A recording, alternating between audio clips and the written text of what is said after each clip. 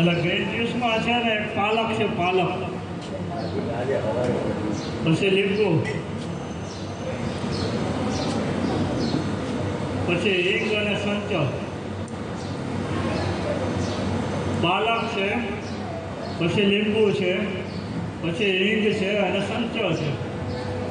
અને અહીંયા આપણે 50 માણસનું હતું ને એટલે 10 લીટર પાણી, એમાં 500 ગ્રામ લીંબુ નાખ્યા, 100 ગ્રામ હિંગ નાખી અને 100 ગ્રામ સંચો બ્લેક સોલ્ટ નાખ્યું અને 2 ડબ્બા બરફ નાખી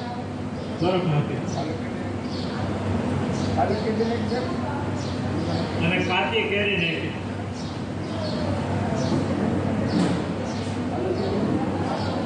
અને ભોજનમાં કાકડી, ગાજર, ટમેટાનું સલાડ હતું, એમાં જરીક સંચો અને એ નાખ્યું હતું.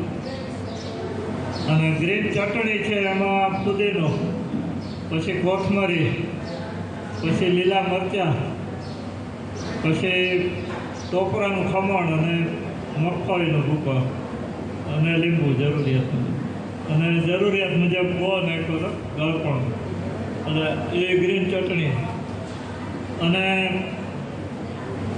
રો પૌવા હતા, અને પૌવાને પહેલાં 2 પાણીથી ધોઈ નાખ્યા ને પછી 3 થી 4 મિનિટ પલાળી રાખ્યા હતા. પછી પૌવાને એકલાને થોડાક સ્ટીમ કરી લીધા અને સ્ટીમ કરીને પછી આ મસાલા, કોથમરી ને મરચાંના કટકા, દાડમ ને કિસમિસ ને એ નાખી દીધું.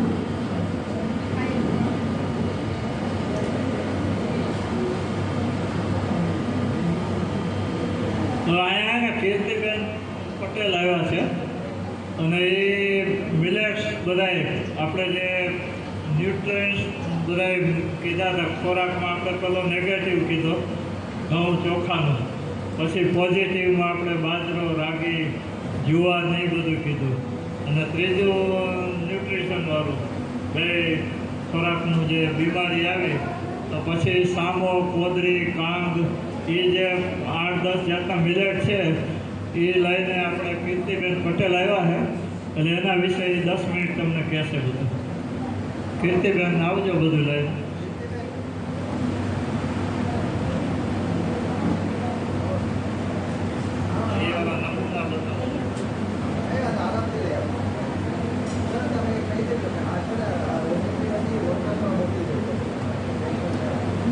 એટલે આજે જેટલા સેમિનારમાં આવ્યા ને એનું આ વોટ્સએપ ગ્રુપ બની ગયું છે, એટલે બધી રેસીપી એમાં આવી જશે તમને ઘર બેઠા.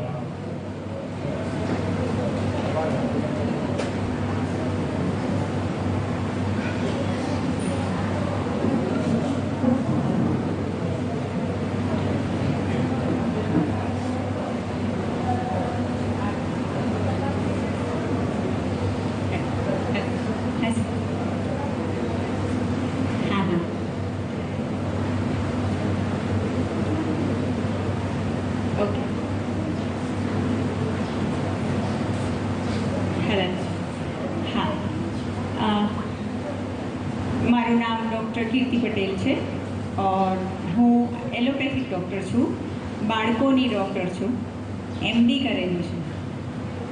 20 વર્ષથી રણછોડનગર એરિયામાં પ્રેક્ટિસ કરું છું અને મારા હસબન્ડ કેન્સર સ્પેશિયલિસ્ટ છે, આરુણી હોસ્પિટલના ડાયરેક્ટર ડૉક્ટર વિપુલ પટેલ. પણ છેલ્લા 5 વર્ષથી મને ડાયાબિટીસ આવ્યું. એવું માનવામાં આવ્યું કે મારા મધરને ડાયાબિટીસ હતું એટલે હેરિડિટરી છે, કે મમ્મીને છે એટલે તમને થવાનું જ છે.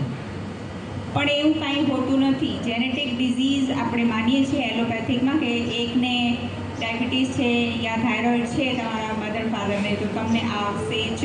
એનું કારણ કેમ કે તમે સેમ લાઈફસ્ટાઈલમાં જીવો છો.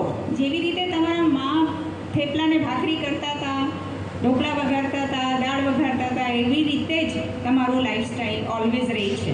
લગ્ન પછી પણ થોડું ઘણું સાસરા પક્ષવાળા જે રૂટીન હોય છે એમાં થોડું ઘણું ફેર હોય, પણ જેમ કે ગુજરાતી લોક આવું જ ડાયટ ખાય, પંજાબી લોક આવું જ ખાય, બેંગોલી આવું જ ખાય, એટલે ડાયટનું પેટર્ન તો સેમ જ રહેવાનું છે ને ઓલવેઝ. એટલા માટે એ પેટર્ન તમારા લાઈફસ્ટાઈલમાં વર્ષોથી ચાલતું આવે, એટલા માટે તમને એક જેવી જ ડિઝીઝ અને એક જેવી જ સફરિંગ તમને થાય. એવી રીતે જ મને થયું. પણ મારા મધરને તો ડાયાબિટીસ, હું બારે ભણવા આવી એટલે 8 થી 10 વર્ષ જે MBBS અને MD કર્યું એ મેં હોસ્ટેલમાં રહીને ભણી. પંજાબની છું, મારું લગ્ન કચ્છી પટેલ સાથે થયું છે. તો મધરને તો એન્ઝાયટી, ટેન્શન, સૂએ નહીં રાત્રે, એટલે એને ડાયાબિટીસ આવી ગયું અને સાથે હાર્ટ ડિઝીઝ બી આવી ગયું. જ્યારે એને બાયપાસ કરવાનું કીધું ત્યારથી મારું ટેન્શન ચાલુ થયું કે ભાઈ આ મારા મધરને આટલું બધું ડાયાબિટીસ બી છે, હાર્ટ ડિઝીઝ બી છે, હાઇપરટેન્શન મતલબ હાઈ બીપી બી છે, તો એ બધું મને બી થશે જ. આજ નહીં તો કાલે 50 વર્ષ પછી મને પણ થશે. અને થયું એવું જ કે જૂની હોસ્પિટલમાંથી નવી હોસ્પિટલ કરી, દોડાદોડ થઈ 2-3 વર્ષ. તો અમે લોકો કીધું કે ચલો આ હોસ્પિટલને આપણે એક્સટેન્ડ કરશું, મોટું એક્સપેન્શન કરશું. ત્યાં તો પગમાં દુખાવો આવી ગયો, ની જોઈન્ટમાં. પછી 2-4 મહિના થયા, ત્યાં ડાયગ્નોસિસ થયું કે ડાયાબિટીસ છે. અને ત્યારથી ટેન્શન ચાલુ થયું કે લે હવે તો પૂરું થઈ ગયું, હવે લાઈફમાં કંઈ નથી રહ્યું. પછી ધીરે ધીરે મને હું યુટ્યુબ ઉપર આવા વિડીયોઝ જોતી કિશોરભાઈની જેમ કે એ પોતાની જાતના હમણાં સેલ્ફ હિલિંગનું ટ્રાય કરે છે. You will 100% get a success in healing. Self healing, body આપણું સેલ્ફ હિલિંગ કરતું હોય, ડૉક્ટર કે દવા ન કરે, આપણું બોડી સેલ્ફ હિલિંગ કરતા હોય. સાહેબે કીધું કે જે આ ફાસ્ટિંગ કરો છો, ઇન્ટરમિટેન્ટ ફાસ્ટિંગ બેસ્ટ છે, કેમ કે પહેલા કલાકમાં તો તમને બધું કચરો બહાર નીકળે, પહેલાં 24 કલાકમાં, બીજા 24 કલાકમાં તમારો સોજો ઓછો થાય, ત્રીજા 24 કલાકમાં સાહેબે કીધું ને ઓટોફેજી, એટલે જે નોર્મલ સેલ્સ ને જે તમારું રોગપ્રતિકારક શક્તિવાળા જે સેલ્સ હોય, ટી સેલ્સ, બી સેલ્સ, ઇમ્યુન સિસ્ટમમાં બધા ભણતા હશે, એ બધા સેલ્સ તમારા ખરાબ સેલ્સને ખાઈ લે, એને ઓટોફેજી કહેવાય. બરાબર? એટલે આપણા શરીરમાં બધું રહેલું છે પણ આપણે ઓળખતા નથી. આપણા શરીરમાં છે પણ ડેકોરેટિવ વસ્તુ, બર્ગર, છોલે ભટુરે, પાણીપુરી આપણને અટ્રેક્ટ કરે છે, મોઢાનું સ્વાદ આપણને અટ્રેક્ટ કરે છે, એટલે આપણે આપણું શરીર બગાડીએ છીએ, હેલ્ધી નથી ખાતા. પણ હેલ્ધી ખાવા માટે શું, મારા છોકરાઓએ ઘરે કે મમ્મા હેલ્ધી નથી ખાવું, જંક ફૂડ ખાવું છે, તો પછી હું આનામાંથી એને ઢોકળા કે કાંઈ વડા કે એવું કંઈ બનાવીને આપું, પણ એમ ખબર ન પડે કે મેં કેક આજે રાગીની બનાવી છે. તો એ આવડત કોની છે? આ લોભીની આવડત છે. આપણે જેવું બનાવી દઈશું, જેન્ટ્સ એવું ખાવાના છે, આપણે બનાવશું આખી ફેમિલી એવું ખાવાના છે. અખતરા આપણે કરવાના છે, લેડીઝને અખતરા કરવાના છે. જેન્ટ્સ તો આવીને કહેશે શું બનાવ્યું છે, ખાઈ લેશે, પછી ખબર પડશે. ખબર ન પડે કે એનું શાક હતું, ઓળખે કે બટેટાનું હતું કે અળવીનું શાક હતું, નહીં ઓળખી શકે. બરાબર? હવે જે મારું જે બ્લડ શુગર 250 200 300 સુધી પહોંચતું હતું પગમાં, એક પગમાં મેં ઓપરેશન કરાવ્યું, ની જોઈન્ટ રિપ્લેસમેન્ટ કર્યું, ની જોઈન્ટ રિપ્લેસમેન્ટ કરેલું છે એક પગ. બરાબર? હવે ની જોઈન્ટ રિપ્લેસમેન્ટનું જે મારું એક્સપિરિયન્સ છે એ છે લોકડાઉનમાં મેં ની જોઈન્ટ રિપ્લેસમેન્ટ કરાવ્યું, બોલે કરાવવું જ પડશે. પછી તોય મેં મારી જીદ ન છોડી, મિલિટ ઉપર રહી. ની જોઈન્ટ રિપ્લેસમેન્ટની અંદર એ લોકો 15 ટેબ્લેટ આપે દિવસની, ખાધી, કેમ કે એ ટાઈમે અજાણ હતા, પણ મારી મિલેટ ડાયટ ચાલુ હતી. હું ત્યારે મિલેટ સિવાય કાંઈ નહોતી ખાતી. આ મિલેટ જે છે 5 પ્રકારના હોય, 2 દિવસ એક મિલેટ ખાવાનું. પહેલું લિટલ, બાર્નયાર્ડ, ફોક્સટેલ, બ્રાઉન ટોપ અને કોડો એટલે કોદરી ગુજરાતમાં મળે છે. ફોક્સટેલ કાંગણી, એ બી ગુજરાતમાં મળે છે. પણ અનપોલિશ્ડ આ જે ધાન છે એ ક્યાંય નથી મળતું, સાઉથમાં મળે છે. સાઉથમાં હૈદરાબાદ, મૈસૂર, ત્રિચનાપલ્લી એ બધું મળે છે. હું ત્યાંથી જ મંગાવું છું. મારું આ બિઝનેસ નથી પણ પ્રમોશન છે ગુડ હેલ્થ માટે. જે લોકો મારાથી હેલ્પ માંગવા આવે એને હું હેલ્પ કરું. 50 કિલો હું ટ્રેવલ્સમાં મારા ખર્ચે મંગાવું અને નજીવી કિંમતે બધાને ડિસ્ટ્રીબ્યુટ કરું, કુરિયર કરું. ગાંધીનગર, ગીર, તળાજા, જૂનાગઢ, મોરબી બધાની હું ડિસ્ટ્રીબ્યુટર.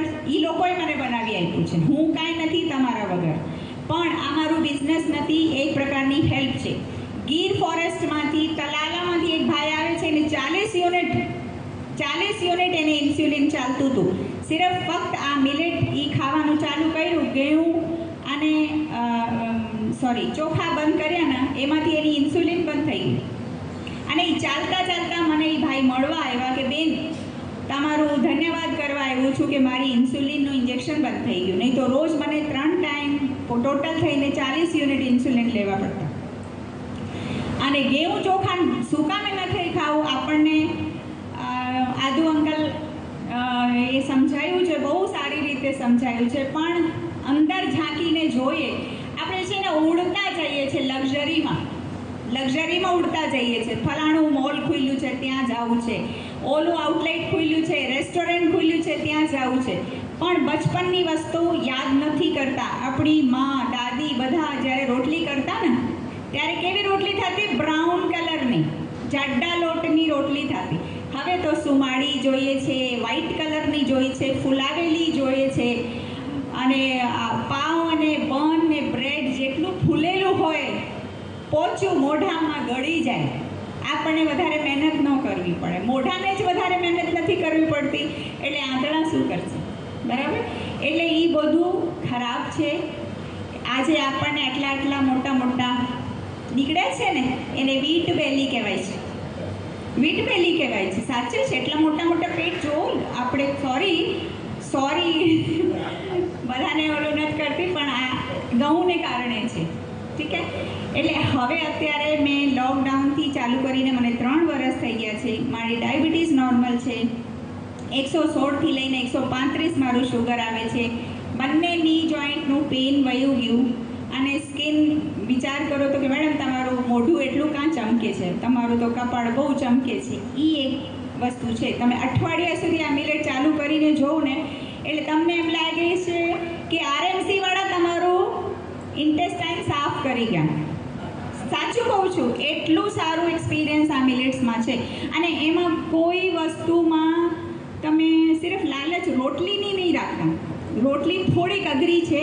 આ જે દાણો છે ને બહુ ઝીણા દાણાને સાચવવા રાઈ સમાન છે. રાઈને કેમ સાચવવું પડે, જ્યાં ત્યાં પડી જાય, એવી રીતે એ દાણા છે. એને અગર રોટલી બનાવવી હોય તો એમાં એને વોશ કરવું પડે. વોશ કરીને સુખાવીને પછી એનું લોટ થાય. પણ સાહેબે કીધું લોટવાળું કાંઈ નહીં, તો શું કામે લોટવાળું ખાવું છે આપણે? લોટ કરીએ એટલે શું તો નુકસાન થાય? ફાઈબર પીસી નાખીએ છીએ તો ફાઈબર કાંઈ રહેતું જ નથી. તો ઘઉં, ચોખા અને મિલેટમાં ફરક શું?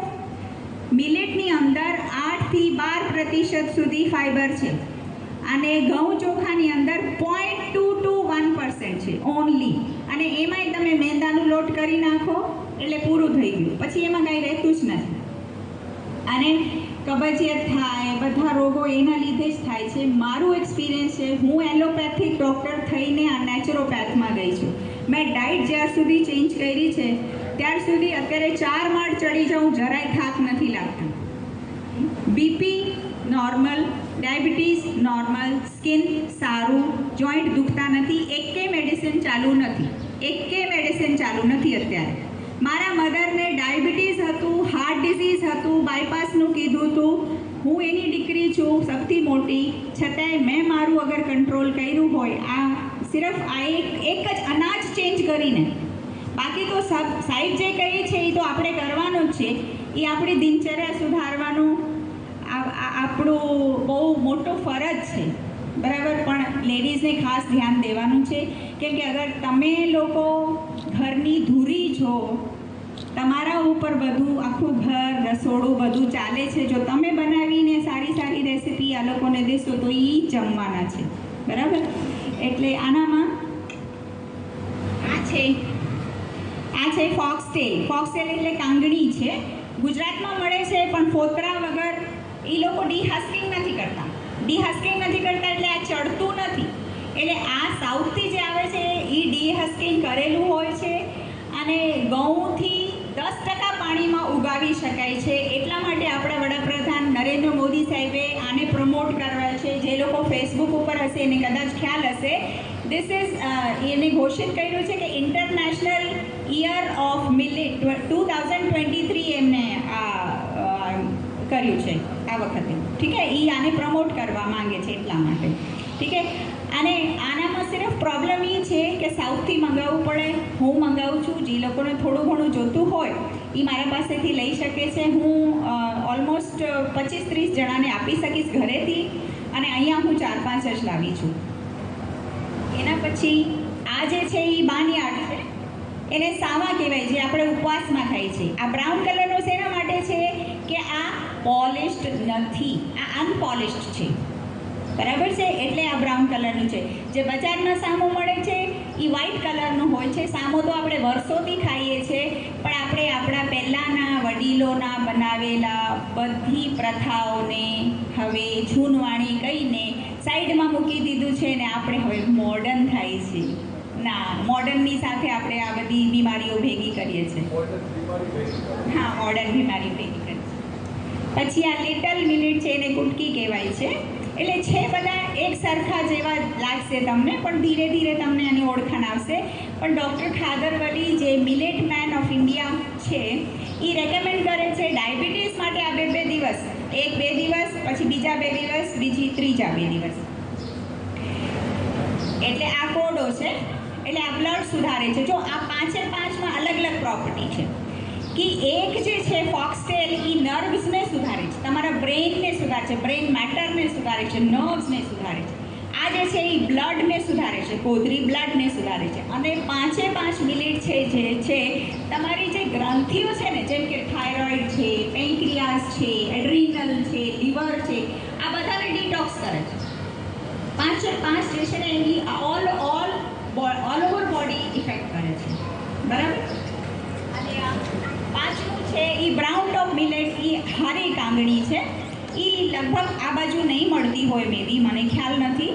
પણ હું બધું જે મંગાવું છું એ સાઉથથી મંગાવું છું. થોડુંક મોંઘું છે, પણ એ ઘઉં પણ ક્યાં સસ્તું છે. પણ અગર આપણને કોઈ બીમારી હોય તો દવાઓમાં પૈસા નાખવા કરતો આમાં નાખો તો એ વધારે સારું રહેશે. અને મારું એક્સપિરિયન્સ મેં તમને કીધું, શુગર સાચે જ નોર્મલ થઈ ગયું છે મને. હું થેન્ક ગોડ કે સુરેશભાઈએ મળ્યા હતા. એમના પછી મેં આદુનો રસ ને બધું થોડુંક રો ડાયટે ચાલુ કરી. ત્યારથી બી 1 વર્ષથી હું એમને ઓળખું છું. એટલે સુરેશભાઈએ ઘણું અમને ગાઈડ કર્યું, એનાથી બી ઘણું ફેર પડ્યું છે. અને પહેલાં મને સ્ટાર્ટિંગમાં ઇન્સ્યુલિન ચાલતું, એ બી બંધ થઈ ગયું છે ને ગોળીઓ બી બધી બંધ થઈ ગઈ છે. અને જે હું સર્જરીની વાત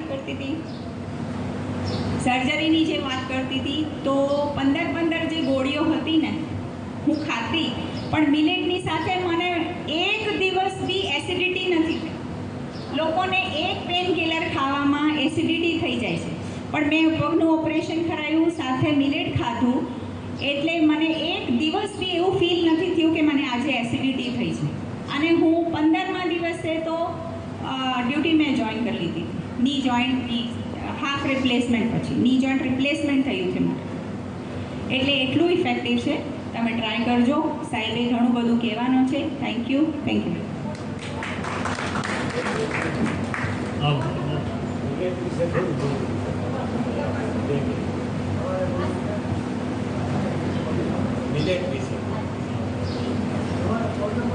નમસ્તે.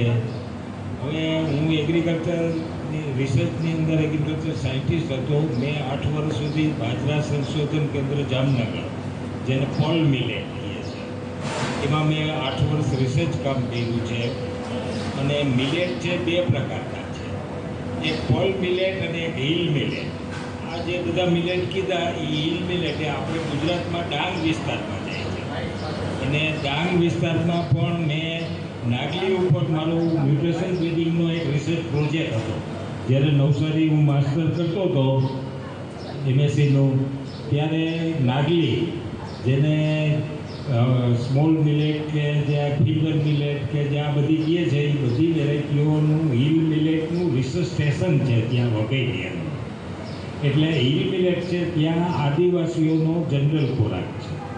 હવે એ લોકોને કોઈ બીમાર પડતા જ નથી, જેમ બેને વાત કરી, કારણ કે એનો ડાયટ પણ એ જ છે.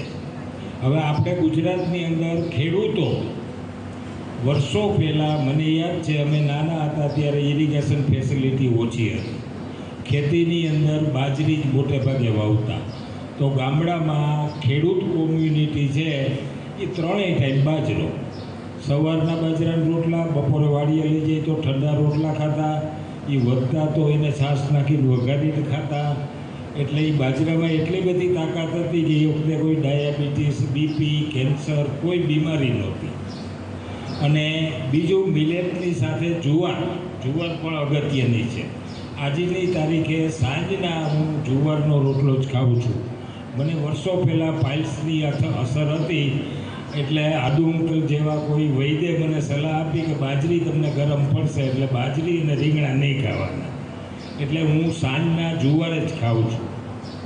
અને સોરગમ પણ સારામાં સારો ફૂડ છે. જો સાઉથ ઇન્ડિયા જે છે, સાઉથ ગુજરાત આપણું, ત્યાં લોકો મોટે ભાગે જુવારના રોટલા જ ખાય છે. અને આપણે સૌરાષ્ટ્રના ગ્રામ્ય વિસ્તારમાં હજી ખેતરમાં જો ઘઉંની રોટલી બનાવશે તો એ ઠંડી ખાશે તો ટાઈટ થઈ જશે. જ્યારે બાજરાનો રોટલો સવારનો 4 વાગ્યાનો બનાવેલો હોય છે, બપોર 2 વાગે ખેતરે ખાશે તો એ ખાવા લાયક હશે. ચાલો, મારું આટલું જતું છે. બધાને ધન્યવાદ.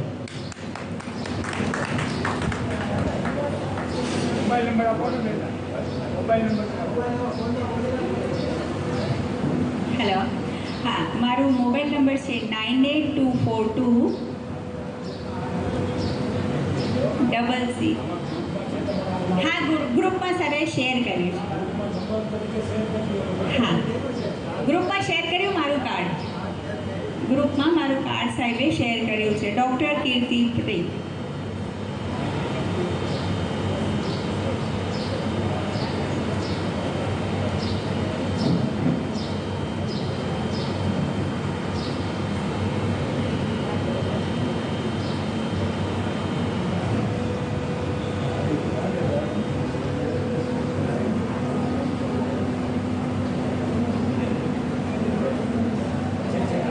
હવે આપણે આ એનિમા વિશે સમજવાનું છે.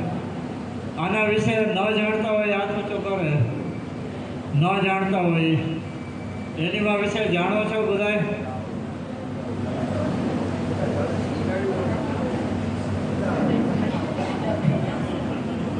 હવે આની પ્રાથમિક ઉપયોગ કેવી રીતે કરવો એ સમજી લો કે આપણે ઘરે જે લેટ્રિન હોય એમાં ક્લાસ પૂરતી છે, ખીલી લગાવીને અડબો લગાવી દેવાનો.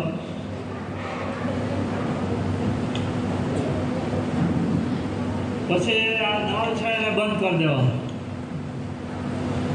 આની અંદર ડબ્બામાં 9 સેકું ગરમ પાણી, અડધો ડબ્બો, અને અડધા લીંબુનો રસ નાખવાનો. પછી કોઈને બહુ વધારે કબજિયાત રહેતી હોય તો અડધી ચમચી મીઠું નાખી શકો.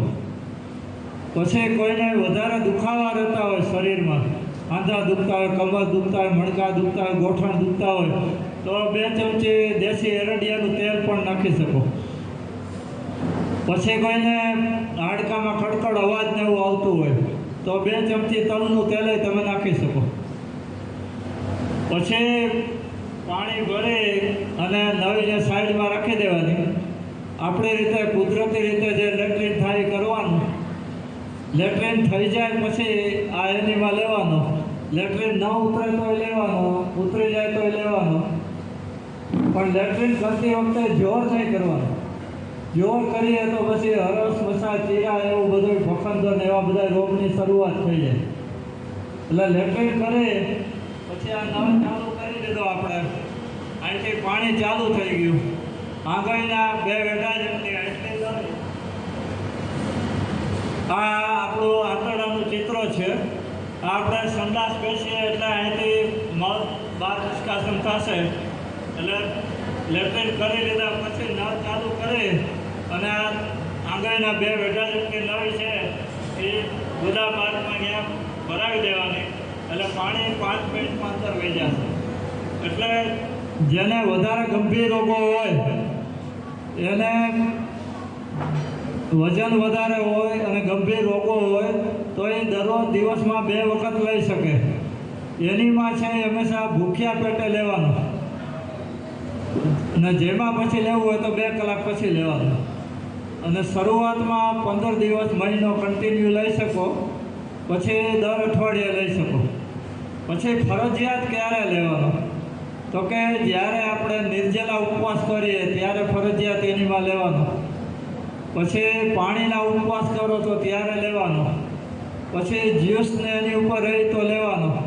પણ અનાજ ચાલુ કર્યા પછી એનીમાં લેવાની કોઈ જરૂરિયાત નથી. અને એનીમાં છે એ કોઈ કબજિયાત માટેનું સાધન પણ નથી. એનીમાં અને અંગ્રેજીમાં કોલોન કે અને અમેરિકાના ડૉક્ટર NW વોકર છે. NW વોકર સાહેબની આ કોલોન થેરાપી છે. કોઈને આના વિશે વધારે માહિતી જોઈએ તો તમે ગૂગલમાં નાખજો, સર્ચ કરવામાં કે doctor NW Walker colon therapy એટલે ડિટેલ આવી જશે. એટલે NW વોકર છે એ જ્યારે 26 વર્ષના હતા ત્યારે મિકેનિકલ એન્જિનિયર હતા. સમજો બરાબર કે NW વોકર જન્મજાત ડૉક્ટર નહોતા, એ મિકેનિકલ એન્જિનિયર હતા. 26 વર્ષની ઉંમરે એ બીમાર પડ્યા. પછી એણે 15 વર્ષ સુધી એલોપેથિકની સારવારો લીધી અને એલોપેથિક સારવારમાં એની પરિસ્થિતિ બહુ ખરાબ થઈ ગઈ અને એનું 78 કિલો વજન હતું, ત્યાંથી 40 કિલોએ આવી ગયા. પછી એને એમ થઈ ગયું કે હવે હું બચીશ નહીં. પછી એણે 2-3 વર્ષ આયુર્વેદમાં સારવાર કરાવી, પછી 2-3 વર્ષ હોમિયોપેથિક સારવાર કરાવી ને પછી છેલ્લે એને એમ થયું કે હવે આ બધા ભેગા થઈને મને ઉપર પહોંચાડી દે. ત્યારે એણે એ બધું છોડી દીધું અને પછી એણે નેત્રોપેથીનું પોતે ભણવાનું ચાલુ કર્યું અને પછી એમાં એણે આ કોલોન થેરાપીની શોધ કરી. તો એનું કહેવાનું એ છે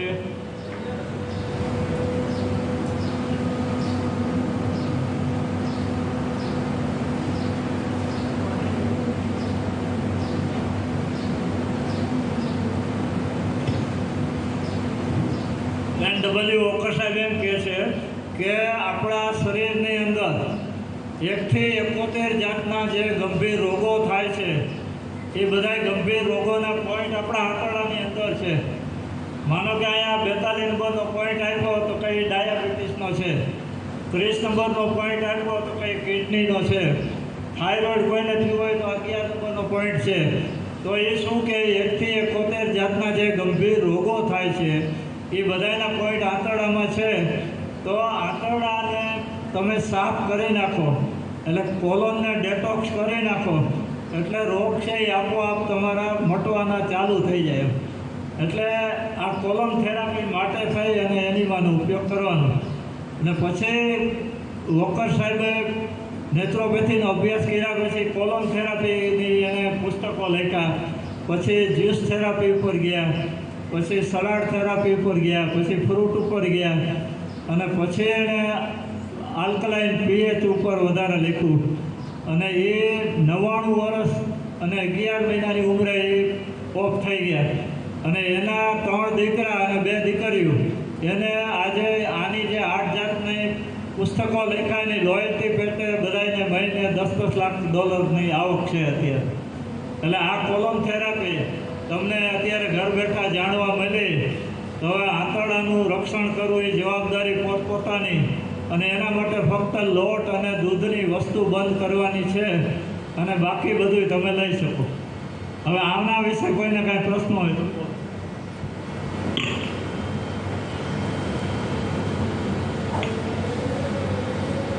હવે આ pH બેલેન્સ છે. pH એટલે પોટેશનલ ઓફ હાઇડ્રોજન.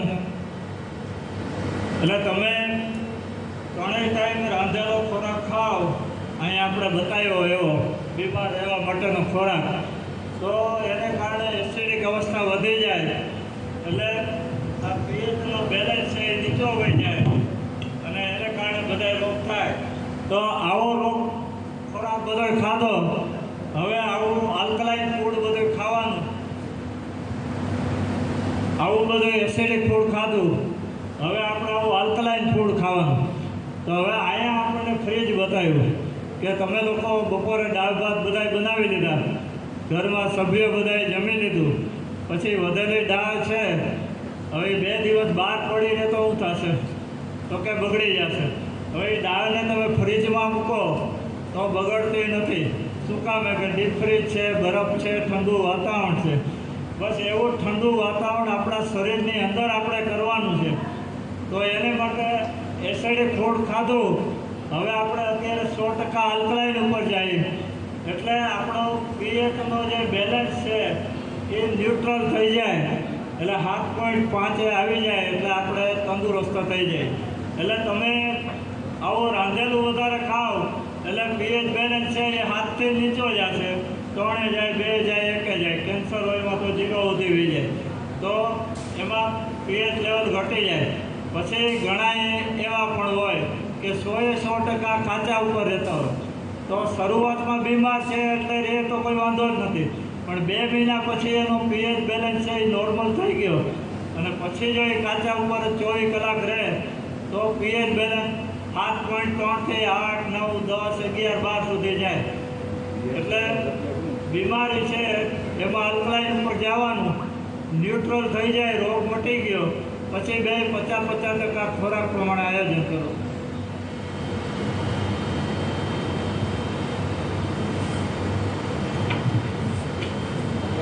પછી અમેરિકાના બીજા એક ડૉક્ટર છે, એણે આંતરડાની અંદર પ્રોટીનના પોઈન્ટ બતાવ્યા, પછી ફેટ એટલે ચરબીના પોઈન્ટ બતાવ્યા, કાર્બોહાઈડ્રેટના પોઈન્ટ બતાવ્યા. એટલે આ કલર પ્રમાણે પોઈન્ટ બતાવ્યા એટલે આંતરડાની અંદર પ્રોટીન, વિટામિન, મિનરલ, B12 તમારા જે કાંઈ ઘટે છે એના પોઈન્ટ બધા આંતરડાની અંદર છે. તો આંતરડાને વ્યવસ્થિત રાખવા માટે આપણે જ્યુસ વધારે લેવાના, ફ્રૂટ લેવાના, ફણગાવેલું લેવાનું અને બધા મિલેટ્સ લેવાના. મિલેટ્સ વિશે હમણાં અઠવાડિયા પહેલાંનું જ મારા પેશન્ટનો દાખલો આપું કે અમદાવાદ કેડી હોસ્પિટલ છે, બહુ મોટી પ્રખ્યાત છે. એના ડૉક્ટરના ભાઈને બધો યુરિક એસિડ છે એ કંટ્રોલ નહોતું થતું અને પછી એમાં એનું ક્રિએટિનિન પણ 3 ઉપર વહી ગયું. પછી એને એમ કીધું કે ભાઈ તમે નેફ્રોલોજિસ્ટની સારવાર લ્યો, પછી કદાચ આપણે જરૂર પડે તો ડાયાલિસિસની પણ મદદ લઈ અને પછી તમારું ક્રિએટિનિન નોર્મલ થાય પછી તમારું ડાયાલિસિસ પાછું બંધ થઈ જાય. પછી મારા જમાઈ ત્યાં એમડી ડૉક્ટર છે અમદાવાદમાં, એનો મને ફોન આવ્યો, પપ્પા આને કાંઈ થાય, એટલે મેં કીધું એ ડાયટ કંટ્રોલ કરે તો સલાહ આપું, નહીંતર તો હું કાંઈ મદદ ન કરી શકું. પછી એણે કીધું કે એ બધું કરશે એમ. પછી મેં એને 10 દિવસ આપણું આ પેઠું અહીંયા જોઈ લેજો, આ પેઠાના જ્યુસ ઉપર એને ખાલી 10 દિવસ રાખ્યા મેં અને પછી સાંજે મેં એને મિલેટ્સ આપી દીધા, સામો, કોદરી, કાંગ ને એ 5 મિલેટ આપ્યા હતા અને અલ્ટરનેટ જે મિલેટ બદલાવતા જવાના. એટલે 6થા દિવસે મિલેટ પાછું એની આવે, સોમવારે કાંગ લીધી હોય તો એ પાછી શુક્રવારે કાંગ આવી જાય. એવી રીતે મિલેટ બદલતા ગયા અને 0 મેડિસિનો, કોઈ પણ જાતની દવા નથી થઈ કે અમારા અહીંના ડૉક્ટરની 8 જાતની ટેબ્લેટ ચાલુ, પણ હજી આમાં ક્રિએટિન ઓછું નથી થતું અને યુરિક એસિડ ઘટતું નથી. પણ 22 દિવસના ડાયટ પછી 2 રિપોર્ટ એના નોર્મલ થઈ ગયા અને અત્યારે એણે ત્યાંથી મને બીજા 3 પેશન્ટ પાછા મોકલા છે. એટલે આમાં મિલેટ્સના પરિણામો છે એ દવાના ભાગરૂપે જ તમે ઉપયોગ કરો ને તોય ઘણો બધો ફાયદો છે. એટલે આપણે તમે જે લોટ બાંધો ને, ઘઉંનો લોટ બાંધો રોટલીનો, તો હાથમાં ચોંટી જાય. જેવી રીતે હાથમાં ચોંટે એવી રીતે આંતરડામાં ચોંટે. તો ઘઉંમાં હાઈ ક્લાઇમેક્સ છે, હાઈ ગ્લુટેન છે અને હાઈ પ્રોટીન છે. એટલે ઘઉંને આપણે છોડવાના, છતાંય પણ તમને ઘઉંના હું 3 વિકલ્પો આપી શકું. કે પહેલો વિકલ્પ એ કે કોઈ ઘણાને ઘરમાં એવું હોય 8-10 જણા હોય તો બીજા કોઈ સમજે એમ જ ન હોય, ઓલા એક જે સમજે એમ કાંઈ હાલે એમ ન હોય. એટલે એનામાં એવું કરવાનું કે એને ઘઉંને 3-4 કલાક પાણીમાં પલાળી દેવાના, 3-4 કલાક પાણીમાં પલાળી દેવાના. પછી એને તડકે અને પંખા નીચે 2 દિવસ સૂકવી દેવાના, એટલે એમાંથી ગ્લુટેન નીકળી જાય. એ પાણી તમે ચાખો તો કડવું ઝેર લાગશે તમને. અને પછી ઘઉં દળાવો તો પછી એ આંતરડામાં ચોટે નહીં, એટલે એની નુકસાની છે એ 60% ઓછી થઈ જાય. પછી તમે પાલક છે, પાલકને તમે બોઇલ કરી નાખો, પછી પાલક પાણીથી લોટ બાંધો તો ઘઉંને લોટને ફાઈબર મળી જાય. પછી આંતરડામાં ચોંટવાનો બહુ પ્રસંગ ઊભો ન થાય. એટલે એ રીતે તમે કરી શકો. અને નહીંતર છેલ્લો ઉપાય છે એ તમારે ઘઉંને હાવ છોડી દેવું. એટલે ઘઉં વિશે સમજાઈ ગયું. હવે પાણી વિશે સમજી લ્યો કે પાણીમાં ઘણા મતમતાંતરો છે, પણ એક વસ્તુ એવી છે કે આપણે અહીંયા અત્યારે એક કુંડ બનાવ્યો, હવન કુંડ બનાવ્યો, અને એમાં અગ્નિ પ્રજ્વલિત છે, તો એમાં કોઈ પાણીની ડોલ નાખે તો શું થાય? તો કે પાણી નાખો એટલે અગ્નિ ઓલવાઈ જશે. એવી રીતે શરીરમાં જે હાઇડ્રોક્લોરિક એસિડ છે, જઠરનો અગ્નિ છે, એ અગ્નિ ઉપર તમે જમીને જાજી છાશ પીવો તો અગ્નિ ઠરી જાય, પાણી જમીન તરત જ પીવો તો પણ અગ્નિ ઠરી જાય. તો એના માટે પાણી છે એ જમ્યા પછી કલાક પછી પીવાનું. અને પછી જ્યારે તરસ લાગે ત્યારે અડધો ગ્લાસ પીવાનું. ગાંડાની જેમ ટાર્ગેટ નહીં રાખવાનું, બોલા ડૉક્ટરે 10 લીટર કીધું ને 10 લીટર પીવું, તો તમારા શરીરમાં હોજા પણ ચડે. પછી આયુર્વેદમાં અરોચક વ્યાધિ કીધું, અરુચિ થઈ જાય, એમાંથી અરોચક થાય, તો પછી તમારી કિડની ઉપર અસર થાય અને બીપી બ્લડ પ્રેશર ઉપર અસર થાય. એટલે પાણી છે એનો સર્વસામાન્ય નિયમ એવો કે ફ્રીજનું પાણી છે એ દુશ્મનને પણ પીવા ન આપવું. પહેલું વસ્તુ એ, ફ્રીજનું પાણી કોઈએ પીવું નહીં, કારણ કે એનો પીએચ છે એ નીચો વહી ગયો હોય. પછી ફ્રીજનું પાણી છે એ આપણું જે તાપમાન છે, અત્યારે માનો કાંઈ ગરમી છે તો 40 ડિગ્રી જેવું તાપમાન છે, તો ફ્રીજનું પાણી તમે પેટમાં નાખો તો એ 0 ડિગ્રી તાપમાન છે. આપણા શરીર આખાનું ઉષ્ણતામાન જુઓ તો 98 છે, તો એ ત્રણેયની હારે મેચિંગ ન થાય. તો જેવું તમે ફ્રીજનું પાણી પીવો તો જઠરના અગ્નિ છે એ એકદમ સંકોચાઈ જાય, અને આંતરડા, લીવર ને એ બધા અંગો એને મહેનતમાં આવશે. અને પછી જ્યારે એ શક્તિ એની વપરાઈ જશે તો જ્યારે તમે ભોજન લેશો ત્યારે ખોરાકનું પાચન નહીં થાય. એટલે ફ્રીજનું પાણી એ નહીં પીવાનું. પછી પાણી છે એ હંમેશા બેઠા પીવાનું અને ઘૂંટણેથી પીવાનું. પછી કોઈને માનો કે પ્રોસ્ટેટની એવી તકલીફ હોય, રાત્રે પેશાબ પાણી કરવા વધારે ઉઠવું પડતું હોય, તો એણે રાતના 8 પછી પાણી પીવાનું બંધ કરી દેવાનું. પછી કેટલું પાણી પીવું, ક્યારે પીવું, તો કેટલું પીવું એ કોઈ નિયમ નથી, ક્યારે પીવું એ પણ નિયમ નથી.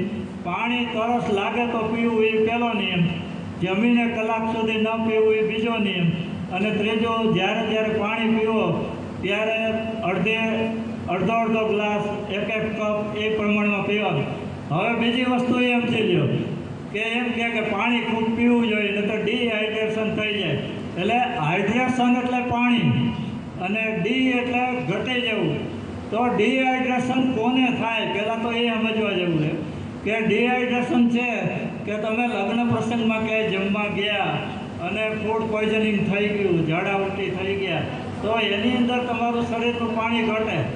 પછી અહીંયા ગરમી છે, તમને પાણી મળ્યું નથી પીવા, અને ખૂબ પરસેવો એટલે પાણી નીકળી ગયું બહાર, તો ડિહાઇડ્રેશન થાય. પછી કાંઈક ઝેરી પદાર્થ ખાવામાં આવી ગયો તો ભગવાન આપણને બચાવવા માટે તાત્કાલિક ઉલટી કરાવે, તો ઉલટી વધારે પડતી થાય તો ડિહાઇડ્રેશન થાય. બાકી આમાં તો આપણને ખબર જ છે કે આપણે આવા ઉકાળા પીએ, આવી દવા ખાઈ, આવો ખોરાક ખાઈ, તો એમાં તમે બધા આ જ્યુસ પીધો ને, અત્યારે તમે જે સવારે 2 જાતના જ્યુસ પીધા, હવે કાલે સવારે જ્યારે તમે સંડાસ જાઓ ત્યારે પહેલાં એની નોંધ લેજો કે રોજ સંડાસ જતા હતા ને આજે ગયા એમાં હું ફેરફાર છે. એટલે પહેલો તો તફાવત તમને ગ્રીન જ્યુસનો એમાં દેખાશે કે એમાં હિંગ આવી, સંચર આવી, પાલક છે, તો પાલકની અંદર જે ક્લોરોફોલ વધારે છે તત્વ, તો એને કારણે તમારો આંતરડામાં જૂનો જે મધ ચોટેલો છે એ બધો ખુલ્લો પડતો જશે. એટલે પહેલું તો કાલે જાઓ લેટ્રિન, એટલે એમાં એ તફાવત જોજો. પછી તમે આ રો ફૂડ ખાધું એને કારણે રાતની ઊંઘ અને સવારના લેટ્રિનમાં તફાવત એ પણ જોજો. પછી સાંજે તમે મિલેટની વાનગી ખાઓ તો એનો તફાવત જોજો. એટલે દરેક વસ્તુ ખાવ એનું જોવાનું. હવે પાણી વિશે સમજાણું તો તરસ લાગે ત્યારે પીવાનું, તરસ વગરનું નહીં પીવાનું. હવે ડિહાઇડ્રેશન થાય એ બીક કાઢી નાખવાની, કોને કોને થાય મેં સમજાવી દીધું. હવે આપણે એવું કરવાનું છે કે આમાં અડધા બહેનો હોય કે 100 કિલો વજન હોય ને તો મમરા ખાખરા ઉપર મંડાઈ ગયા હોય, એ કે એનાથી વધે નહીં, પણ એ 90થી હોય પહોંચ્યા એ એકલા જ જાણતા હોય. એ એકલા જ જાણતા હોય કે હું 90થી હોય ખાખરામાં જ પહોંચી, મમરામાં જ પહોંચી. પણ એ લુખ્ખો ખોરાક છે. સમજો કે અહીંયા માનો કે બહાર એક ગરીબ માણસ આવ્યો હોય અને એને ઓપરેશન માટે 25,000ની જરૂર છે, તો અહીંયા પૈસા લેવા આવશે ને તો આ કાનાભાઈ 2-3 જણાના ઓળખતા છે. ઓલો માગશે ને એટલે કાનાભાઈ દાંત કાઢશે કે આની પાસે ગયા, એ તો લુખ્ખો માણસ, એ ન કાઢે, એ કાંઈ દે નહીં.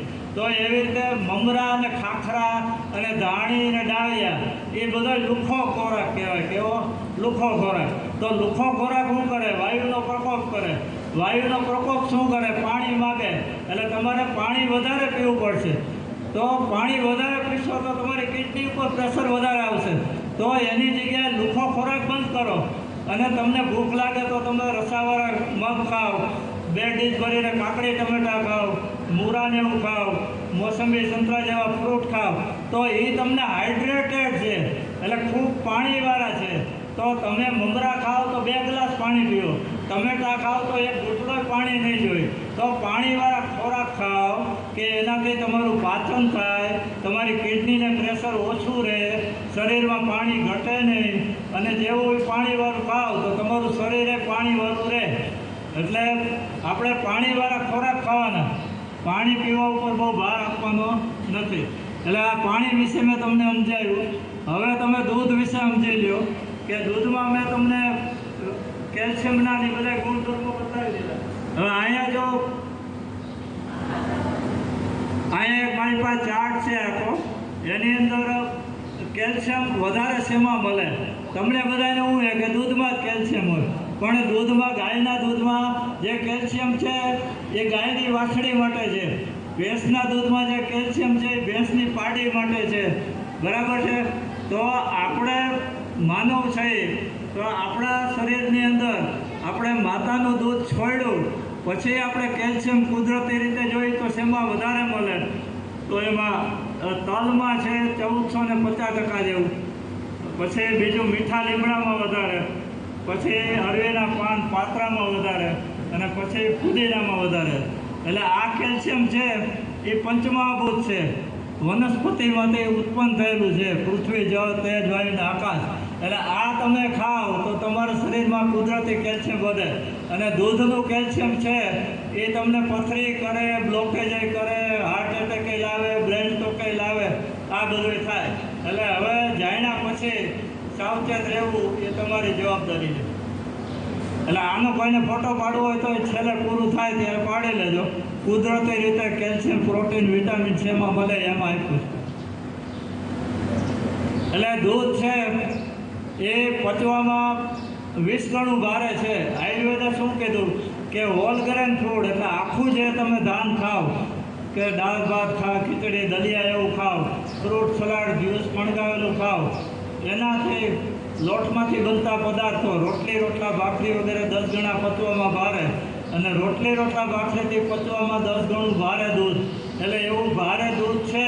એટલે કોઈને ક્યારેક એમ થાય કે મારે તો ઘરની, આમાં ઘણા એવા સુખી આવ્યા છે કે એને ઘરની ગીરની ગાયું છે અને એનું દૂધે છે અને ઘરનો ખોરાકે છે, એ એના ખોર ઉપર ને લીલા ચારા ઉપર જ છે, બહારના હેઠા નથી ખાતી. પણ આપણે એટલું જરૂર સમજવાનું કે એ ગાય છે અને આપણે મનુષ્ય છીએ, એટલે એના જે હોર્મોન્સવાળું દૂધ છે એ આપણું શરીર પચાવી શકે નહીં. અને છતાં પણ ખાવું હોય તો દૂધ સાથે કોઈ જાતનું ભોજન ન લેવું. સાંજે એકલા દૂધનો પ્રોગ્રામ કરી લેવાનો, દૂધ ખાઈ લેવાનું, એટલે પછી પચવામાં બહુ વાંધો ન આવે. બરાબર? પછી દૂધથી વધારે કોલેસ્ટ્રોલ વધે, પછી લોહી જાડું થાય એટલે દબાણ આવે એટલે બીપી પણ થાય, અજીર્ણ પણ થાય, સાંધાના રોગો પણ થાય. એટલે આ બધા રોગો છે એમાં આયુર્વેદે અષ્ટમહાગદા કીધા. અષ્ટમહાગદા, ગદા એટલે હાથી, હાથી જેવા 8 મોટા રોગ કીધા. એમાં પહેલું એણે કીધું વાત વ્યાધિ. એટલે આ પક્ષાઘાત ને એવું થાય, મોટું વાંકું થાય, અર્ધિત વાદ એવું થઈ જાય, કમર મણકાના દુખાવા થઈ જાય. એટલે પેલું વાત વ્યાધિ, પછી બીજું પ્રમેહસ્ય એટલે આ ડાયાબિટીસ, આયુર્વેદમાં એને બધું પ્રમેહ કહે. એટલે વાત વ્યાધિ, પ્રમેહસ્ય, કુષ્ઠમ એટલે કોઢ, ચામડીના રોગ, સફેદ કોઢ થાય, કાળો કોઢ થાય. પછી અર્શો એટલે હરસ, મસા, ભખંદર, એ બધું કુષ્ઠમ. વાત વ્યાધિ, પ્રમેહસ્ય, કુષ્ઠમ, અર્શો, ભખંદરમ. એટલે ભખંદર એટલે આપણે મોઢે નાની એવી ખીલની ફોડકી થાય ને એવી ઝીણી ફોડકી આપણા સંડાસના રસ્તાની બાજુમાં થાય અને એની શાખા અંદર બધી ઝાડવાની ડાળખીઓની જેમ ફેલાયેલી હોય, એ ભખંદર. એમાં ઊંડેથી રસી બહાર આવતી હોય. એટલે વાત વ્યાધિ, પ્રમેહસ્ય, કુષ્ઠમ, અર્શો, ભખંદરમ. અસ્મરે એટલે પથરી, મૂઢગર્ભ એટલે બહેનોના પેટમાં બાળકનું મરણ થઈ ગયું હોય એવું મૂઢગર્ભ, કે જે મરી ગયું છે અને ગર્ભમાં પડ્યું છે. અસ્મરી, મૂઢગર્ભસ્ય, તથેવોદરમ એટલે 8મું ઉદર રોગ, એટલે પેટની અંદર પાણી નહીં જે બધું ભરાય. તો આ 8 જે મહાન હાથી જેવા મોટા રોગ કીધા છે, તો એ બધાથી બચવા માટે દૂધ અને લોટની વસ્તુ બને એટલે ઓછો ઉપયોગ કરો, એટલું કરો.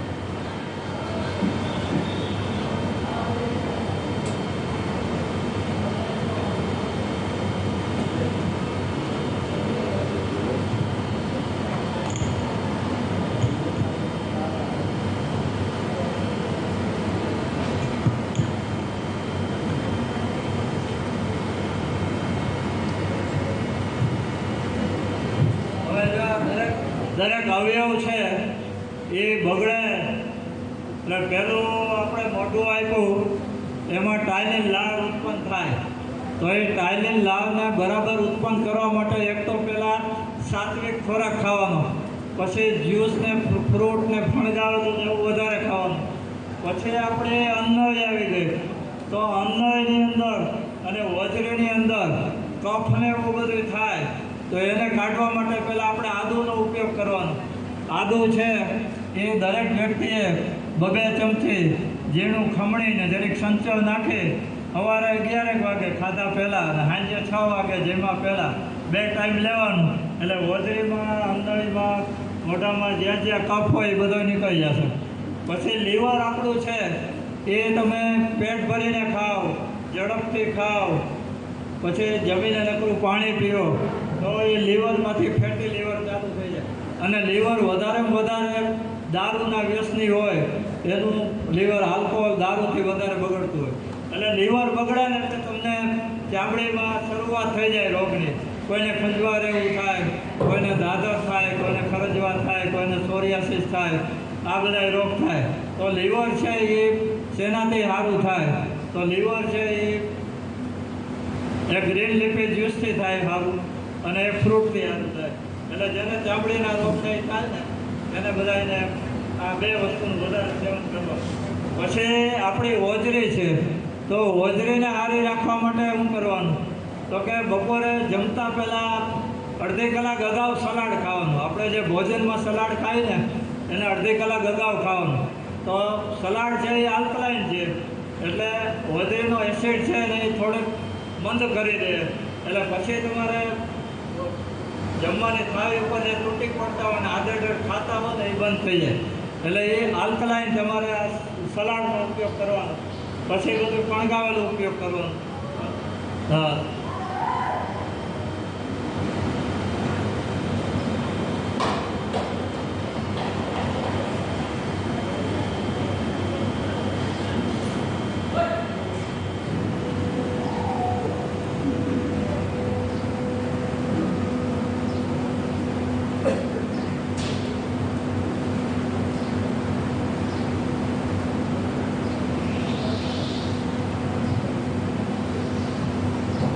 પછી આપણું પેનક્રિયાસ છે, આ પીળા કલરનું દેખાય પેનક્રિયાસ છે.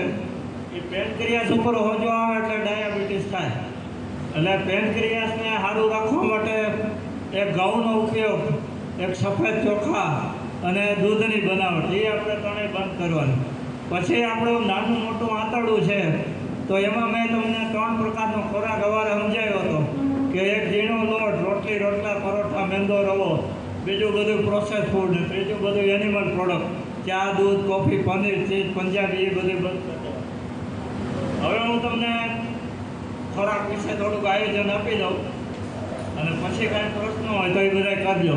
પાણી વિશે સમજાવી દીધું, દૂધ વિશે સમજાવી દીધું, ચાવીને ખાવાનું એ સમજાવી દીધું, બધી પાચન ક્રિયા સમજાવી દીધી. પછી બીમાર ન રહેવું હોય તો કયા 3 ખોરાક છોડી દેવા, ઓછા કરવા એ સમજાવી દીધું. પછી ઉપવાસ કેવી રીતે કરવા એ સમજાવી દીધું, એનું મહત્ત્વ તમને સમજાવી દીધું. પછી ઉપવાસ તોડવામાં 3 દિવસ પ્રવાહી ઉપર રહેવાનું એ સમજાવી દીધું. હવે રસોઈમાં બહેનોએ પહેલું તો આ બધું સમજાયા પછી ઘઉં, સફેદ ચોખા એ બેનો ઉપયોગ બને એટલો ઓછો કરી નાખવાનો. પછી ઘઉં જેની ઘરે ફરજિયાત હોય તો એને પાલક પાણીથી લોટ બાંધી અને એનાથી બધું બનાવવાનું. એટલે લોટમાં ફાઈબર મળે એટલે આંતરડામાં ક્યાંય ચોટે નહીં અને કબજિયાતની ક્યાંય સમસ્યા રહે નહીં. હવે રસોઈ બનાવતી વખતે શું ધ્યાન રાખવાનું? તો પહેલાં તો રસોઈના 3 ભાગ કરી નાખવાના કે રાતે આપણે મગ ને મઠ, ચણા જે કાંઈ હોય એ બધું પલાળી દેવાનું. પછી સવારે ઉઠીને એને અડધા કપ પાણીમાં એને બોઇલ કરી નાખવાનું. અને પછી જ્યારે રસોઈ બનાવવાની હોય ત્યારે એ તમારે સરળતાથી થઈ જાય. તો લોટનું બનાવવામાં બને એટલો ઓછો ઉપયોગ કરવાનો. તો માનો કે તમારે ચણાની દાળ છે કે માનો કે ઘરમાં જુવારનું કાંઈ બનાવીને ખાવું હોય તો આખી જુવારને આપણે પલાળી દેવાની. પછી જુવારને બ્લેન્ડર કરી નાખવાની અને એ લોટમાંથી તમે સીધું લિક્વિડ ફોર્મમાં તમારા તવા ઉપર બનાવો એટલે તમારો એ પુટલોય થઈ જાય અને તમારું એ પરોઠોય થઈ જાય અને મોટું રોટલા જેવું થઈ જાય. એક ફરું બનાવજો ને પછી મને કહેજો, બરાબર? પછી ભજીયા તમારે બનાવવા હોય તો ભજીયામાં તમારે ચણાની દાળને પલાળવાની. પછી આદુ મરચાંની પેસ્ટ કરી નાખવાની. પછી ડુંગળી, બટાટા, મેથી એ બધું ઝીણું સુધારી અને ચણાની દાળ પલાવો એની અંદર બધું મિક્સ કરી દેવાનું. પણ એ દોઢ છે એ તમે તેલમાં જે તળીને ભજીયા કરો એમાં તમારે લિક્વિડ દોઢ છે એ થોડુંક આછું રાખવું પડે. આની અંદર હું કહું છું એ ઓઇલ ફ્રી ભજીયા છે, પાણીમાં બનાવવાના ભજીયા છે. એટલે એને સહેજ કઠણ લોટ જેવું બાંધવાનું છે અને પાણી એકદમ ઉકળે ને 2 લોટા પાણી એકદમ ઉકળે એટલે સહેજ એમાં મીઠું અને સહેજ જીરુંનો પાવડર નાખી દેવાનો. અને પછી તમે આ ભજીયામાં નાખશો ને એટલે ઓલા ભજીયા જેવા જ થઈ જાય. તેલનો કોઈ સ્વાદ ના હોય. એટલે તેલ વગરના ભજીયા તમે રોજ કરો તોય તમને પોસાય અને એ રીતે થઈ જાય. એટલે આ રીતે તમારા પાણીમાં ભજીયા થઈ જાય. પછી તમારે બીજી રીતે ભજીયા બનાવવા હોય તો તપેલીમાં પાણી મૂકવાનું અને ચાયણી જેવું મોટું છીબું મૂકી દેવાનું. એટલે પાણી ઉકળે ને એટલે એ કાણાવાળા છીબા ઉપર આ તમે ભજીયાના લુવા મૂકી દેશો એટલે એના ભજીયા થઈ જાય. પછી એનો દોઢ છે તમારું, છોકરા મગ ફણગાવેલા ન ખાતા હોય તો એને તમારે બ્લેન્ડર કરી નાખવાના મગ પલાળેલાને અને એમાં આદુ મરચાંની પેસ્ટ નાખી અને પછી અપમમાં કરી નાખો તો અપમમાં થઈ જાય. પછી થાળીમાં પાતળું કરીને કરશો તો એ થાળીના ઢોકળા થઈ જાય. અને પછી ઇડલી સ્ટેન્ડમાં નાખો તો ઇડલી જેવું થઈ જાય. અને તવામાં નાખશો તમારો ઢોસોય થઈ જાય ને પુટલોય થઈ જાય. એટલે આ રીતે એ બધું કરવાનું. પછી પૌવા બનાવો તો એ તમારે સ્ટીમ કરીને કરવાના. પૌવાને પહેલાં ધોઈ નાખવાના અને ધોયા પછી પાછા 2 મિનિટ પાણીમાં રાખી દેવાના. પછી એમાં તમારે ડુંગળી, બટાટા, મરચાં એ બધું ઝીણું સુધારીને એમાં મિક્સ જ કરી દેવાનું. મસાલો મિક્સ કરી દેવાનો અને પછી તમારે સ્ટીમ કરી નાખો 20 મિનિટ એટલે એ વ્યવસ્થિત પૌવા તમારે થઈ જાય. પછી તમે ઉતારીને એમાં તમે દાડમના દાણા, કિસમિસ, કોથમરી જે નાખવું એ નાખી દેવાનું. એટલે 20 મિનિટ પૂરા ચડવા દેવાનું. એટલે એ અગ્નિની તમે 20 મિનિટ મદદ લીધી એટલે એ અગ્નિની તાકાતથી તૈયાર થયેલા પૌવા છે એ તમારા પેટમાં જશે એટલે અંદરના અગ્નિનું કામ છે એ ઘટી જશે. તો અંદરના અગ્નિને તમે જેટલો વધારે કામ ઓછું આપશો ને એનું ધ્યાન વધારે રાખશો તો એ તમારા શરીરમાં કોઈ જાતના બીજા રોગ આવવા નહીં દે. એટલે અગ્નિ બચાવવા માટેનો આ એક મેઇન હેતુ છે. પછી લોટ દળાવવાનું બને એટલું ઓછું કરવાનું. દળાવવો પડે તો જાડો લોટ દળાવવાનો અને ઘઉંમાં મેં કીધું એમ પાણીમાં 3 કલાક પલાળીને મૂકવીને પછી દળાવવાનું. પછી તમારે શાકભાજી છે તો એ શાકભાજીને પહેલાં એક ગ્લાસ પાણી ગરમ કરીને અડધી ચમચી મીઠું નાખીને એમાં શાક બધાય 10 મિનિટ રાખી દેવાનું અને પછી ધોઈને પછી એનો ઉપયોગ કરવાનો. તો દરેક શાક છે, માનો કે કારેલાનું શાક કરું તો મને યાદ છે બરાબર, ઘણા બહેનો એવું કરે કે કારેલાની છાલ કાઢી નાખે, પછી એમાં મીઠું નાખીને મીઠાવાળા કરીને એમાંથી મીઠાનું પાણી કાઢી નાખે, પછી નકરો ગોળ નાખે, પછી બધા મસાલા ભરે અને પછી જમવા ટાણે કે કેવું લાગ્યું શાક. એટલે એમ કે કારેલાને કારેલું નથી એવું કરી નાખ્યું. તો કારેલાના જે ગુણધર્મો છે અને એ ખાવાથી જે ફાયદા છે એ ફાયદા એ કોઈ મળે નહીં. એટલે કારેલાનું શાક તમારે કેમ કરવું એ સમજાય છે કે કારેલા છાલ સાથે લેવાના, એના ઊભા ચીરા કરીને એમાંથી બી વચ્ચેના ભાગમાંથી બધું કાઢી નાખવાનું. પછી તમારે ડાળિયાનો ભૂકો છે, મમરાનો ભૂકો છે, પૌવાનો ભૂકો છે, સિંગદાણાનો ભૂકો છે. આની અંદર તમારે મરચું, મીઠું, હળદર, ધાણા જીરું, તેલ એમાં જ નાખી દેવાનું અને એ બધું મિક્સ કરીને કારેલા ભરી લેવાના અને 25 મિનિટ તમારે વરાળથી સ્ટીમ કરી લેવાના. એટલે એકદમ સરસ કારેલાનું શાક થઈ જાય. એવી રીતે બધા સ્ટીમ શાક થઈ જાય. તમારે રીંગણાનો ઓરો કરવો હોય ને તો તમારે રીંગણાને, ટમેટાને, મરચાંને એ બધાને પહેલાં બ્લેન્ડર કરી નાખવાનું વાવ મિક્સરમાં, કાચું અડધો કપ પાણી નાખીને, અને પછી એને તમે અડધા કપ પાણીમાં ઉકાળો એટલે તરત જ 5 જ મિનિટમાં ચડી જાય. પછી બધા મસાલા નાખી અને માથે ડુંગળી અને કોથમરીને એ બધી માથે નાખીને આપી દો એટલે એટલા સરસ મજાનો તમારો ઓળો થઈ જાય. ઓળું તમે 10 કલાક શેકો ને પછી છાલ ઉકાળો ને પછી કરો ને પછી નકરું તેલ નાખો. આ બધું તેલ વગરનું થાય એટલે તમારી પાચન ક્રિયામાં અગ્નિને કામ ઓછું કરવાનું થાય અને ઘરમાં તમારે કોઈને કોલેસ્ટ્રોલ, બીપી ને એવું કાંઈ આવે નહીં. પછી આ બધું ઢોકળા, ઇડલી ને એવું કરો તો એમાં તમારે ખાવાના સોડા, ઈનો એવું કાંઈ નાખવાનું નહીં. ખાવાના સોડા, ઈનો ને એવું નાખો તો વિટામિન B12 વધારે ઘટી જાય. એની જગ્યાએ તમારે પલાવી જોઈએ. તમારે માનો કે ઇડલી કરવી હોય તો ચણા દાળ પલાવ, અડદ દાળ પલાવ, ચોખા પલાવ, સામો પધરી પલાવ, એની અંદર 3 ચમચી મેથી નાખી દેવાની અને પછી બપોરે બ્લેન્ડર કરીને જે બનાવવાનું છે એ આરામથી બધું બની જાય. હવે કોઈને કાંઈ પ્રશ્ન હોય તો કહો. અને ભાખરી છે તેમાં તેલ જોઈએ એવું કાંઈ જરૂર જ નથી. ભાખરી છે એને તમે અગાઉથી ગરમ પાણીથી લોટ બાંધી દો એટલે 1 ટીપું તેલ નહીં જોઈએ. અને ભીંડાનું શાક છે એમાં તો બેનું એમ કહે કે ભીંડો તો તેલ વગર થાય જ નહીં. એટલે ભીંડો છે ને એ વગર તેલે થાય એ તમે સમજી લો કે ભીંડાને તમે ધોઈ નાખો, પછી ભીંડાને પાણીથી કપડાથી લોહી નાખો, પછી એના ચીરા કરી અને એમાં તમારે આ બધું ચવાણું લઈ આવે એનો પાવડર કરીને ભરી દો અને પછી 20 મિનિટ સ્ટીમ કરી નાખો. ઓલા શાક કરતાં એકલા શાક થશે, 1 ટીપું તેલ નહીં જોઈએ એમાં. એટલે એવી રીતે એનું શાક કરી દો. પછી રોટલી ને એ બધું કરો, એમાં પાલકને એવું બોઇલ કરી બ્લેન્ડર કરીને એ એમાં ભેગું કરવાનું. દૂધીને એવું ખમણી નાખો તો એ લોટ બાદમાં ભેગું કરવાનું. એટલે જેટલો ફાઇબરનો વધારે ઉપયોગ કરો એ રીતે વધારે થઈ જાય. પછી વઘારની સિસ્ટમ છે એ કાઢી નાખવાની. તમે તેલથી વઘાર કરો તો એ તેલ ગરમ થાય એટલે ઝેરી થશે.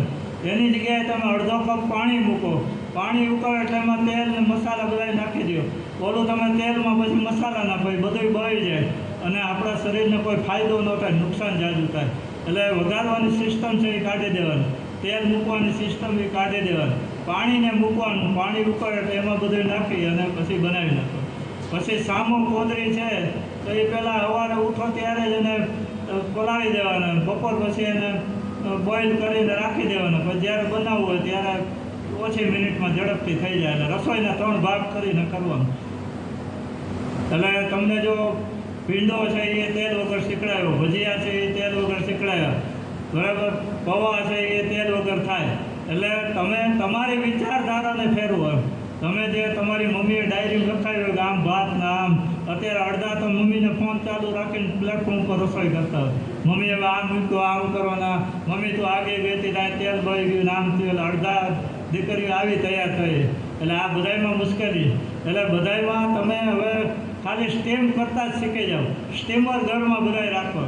એમાં તમારે જો વિનોદ કંપનીનું આવે, પછી પ્રેસ્ટીજનું આવે, એ સ્ટીમર જ આવે. 3 ખાના આવે, 2 ખાના બધા હોલવાળા હોય ને 1 ખાનામાં તમારે દાળ, શાક જે કરવું એ બધું થાય. ઓલા હોલવાળામાં તમારે ઇડલી, ઢોકળા જે કરવું એ બધું એમાં થઈ જાય. એટલે સ્ટીમરનો જ ઉપયોગ કરો. અને કુકર હોય એમાંથી સીટીને રીંગ કાઢી નાખો એટલે એ સ્ટીમર જ થઈ ગયું તમારું. એટલે આ રીતે રસોઈમાં ફેરફાર કરો.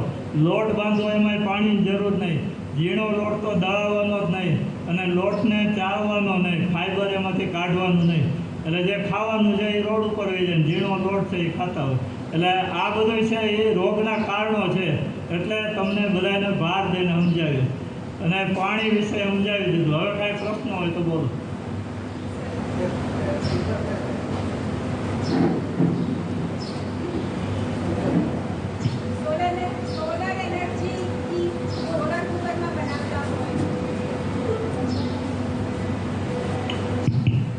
સોલર કુકરમાં જમવાનું બનાવતા હોય ને ફાયદા કે નુકસાન અને નહીં તમારે પૂછું છું. અને એની સાથે આપણને આ સનબાથનું ફાયદા સમજાવતા હોય છે. હા મેડમ, તમને સોલાર કુકર અને એના ફાયદા બધા શીખવાડે. નહીં, તમારાથી પૂછવાનું છે. તમારાથી પૂછવાનું છે. ના મને ક્યાંય ખ્યાલ નથી. એટલે આજકાલ શું કે ઓવનવાળા તો બહુ નુકસાનકારક છે. એટલે બધા ઓવનમાં રીહીટિંગ અને ઓઇલને વારે ઘડીએ રીહીટિંગ, એકવાર તળી લીધું બીજી વાર ફરીથી તળ્યું, એ તો બહુ નુકસાનકારક છે. એટલે સરે કીધું વઘાર મૂકી દેવાનું. હે ને? અને આપણે લેડીઝ પહેલાંથી કીધું સાહેબે, ઘરમાં ને ઘરમાં રહી જઈએ છીએ. શાક લેવાય વારે નથી જતા, નીચે રેકડીવાળો આવે એટલે લઈ લીધું, એટલે અંદર આવી ગયા. સનનું એક્સપોઝર જરા પણ નહીં. મોઢે માથે બધું બાંધીને દુપટ્ટા આપણે બહાર જઈએ. સન એક્સપોઝર જરાય થતી નથી.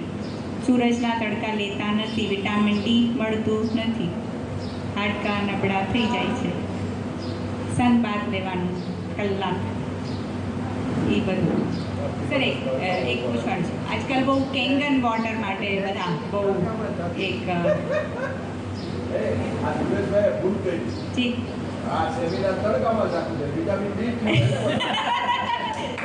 તો પછી સવારે 7 વાગે આવવું પડે, અત્યારમાં ન હાલે. સાચું, સવારે 7 વાગે આવવું પડે. એટલે મેડમ છે ને કેનન વોટરનું ને એ બધું કહે છે. હા, એટલે એ બધું જે વોટર છે એના પીએચ લેવલ ઊંચા હોય. એટલે આ આપણે જે અત્યારે પાણી પીએ એનું પીએચ લેવલ 7.2 થી 7.3 હોય. કેનન વોટર છે એ 10 વાળું હોય, 12 વાળું હોય, 15 વાળું હોય. તો એ જે કેન્સરના ને એવા ગંભીર રોગો હોય તો એને માટે એ વાપરવામાં આવતું હોય. પણ મારી દ્રષ્ટિએ તો તમે આલ્કલાઇન ફૂડ ઉપર જાઓ અને પાણીવાળા ફ્રૂટ ઉપર વધારે જાઓ કે જ્યાં આપણે કેનન વોટરની જરૂર ન પડે. એટલે તરબૂચથી દિવસ ચાલુ કરી, તરબૂચ અને ખાટા ફ્રૂટ્સથી દિવસ ચાલુ કરી, પછી પપૈયા અને શક્કરટેટી ને કેળા તો સાહેબ ના પડે છે. એટલે એક દિવસ ખવાય વધારે. એક ખબર એક ના. અચ્છા, અને બીજું કે કંઈક બીજું યાદ. હા, રિફાઇન્ડ ઓઇલ. હવે જો તેલ છે, તેલમાં આયુર્વેદની દ્રષ્ટિએ સર્વશ્રેષ્ઠ તેલ એટલે તલનું તેલ કીધું, ઘાણીનું તલનું તેલ કીધું. પછી શિયાળામાં સરસવનું તેલ કીધું. પછી આ હોર્મોનલ ડિસીઝ બધાય બહેનોને થાઇરોઇડ ને પીસીઓડી થાય તો એની અંદર કોકોનટ ઓઇલ કીધું, નાળિયેરનું તેલ. તો બજારમાં જે મળે એ બધું હેર ઓઇલ ટાઈપ હોય. ખાદી ભંડારમાં ત્યાં મળે એ ખાવા માટેનું તેલ હોય. તો એ તેલ તમે ખાઓ તો થાઇરોઇડની એનું વજન વધવાનું, થાઇરોઇડની ક્ષમતા છે એ ઘટાડવાનું એ બધું કામ એ કરે. અને સર્વશ્રેષ્ઠ તેલ જે છે એ તલ છે, પછી સરસવનું છે, પછી સિંગદાણાનું તેલ. પણ એ બધાય આપણે ઘાણીનું તેલ અથવા મિની ઓઇલ મિલનું તેલ એ લેવાનું. રિફાઇન્ડ ઓઇલ, રિફાઇન્ડ શબ્દ જ્યાં આવે કે માનો કે સનફ્લાવરનું તેલ છે, પછી આ બધા જુદા જુદા તેલ બધા બજારમાં નીકળે છે, પણ એ જેટલા રિફાઇન્ડ તેલ છે એ બધા શરીરને નુકસાનકારક છે. એ કેમિકલનો ઉપયોગ એમાં થાય. એટલે આપણે મિની ઓઇલ મિલ હોય, ઘાણીનું હોય એવા તેલનો બધાનો ઉપયોગ કરવાનો. પણ તેલમાં શરીરમાં ચરબી હોવી એ પણ જરૂરી છે. અમે નથી કહેતા કે હાવ તમે છોડી દો, પણ એનું પ્રમાણ છે એ સમજદારીપૂર્વક કરવાનું. પછી માનો કે 2 દિવસ તમે ભજીયા પુડલા ખાઈ લીધા લગ્નનું ખાઈ લીધું તો પછીના 2 દિવસ પ્રેમપૂર્વક આપણે 2 દિવસ ફ્રૂટના રાખો, 1 દિવસ જ્યુસને સલાડનો રાખો, 1 દિવસ સ્પ્રાઉટેડ ઉપર રાખો, દર રવિવારે બધા પાણી ઉપર અડધો દી કાઢો. તો આવા બધા દિવસો તમે રાખો. રવિવાર ક્યાંથી પાણી ઉપર નીકળે છે? રવિવારે તો બેલેન્સ ડાયટ પ્રોગ્રામ, તમારું થઈ જાય એટલા છે. રવિવારે તો પ્રોગ્રામ હોય, વેરાયટી.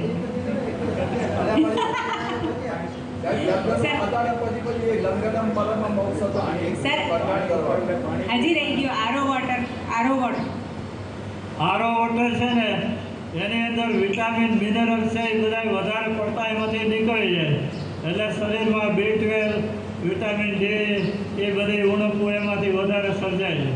અને મારા પોતાની ઘરે મારું નથી આવતું એટલે હું સવારે અમારો જે ચોકીદાર છે ને એ પાણીનો બોર ચાલુ કરે ને ત્યારે મારું ત્યાંથી હું ભરી આવું અને એ બોર 7 વાગે ચાલુ થાય એટલે મારે એ શાંતિપૂર્વક બધું કામ થઈ જાય.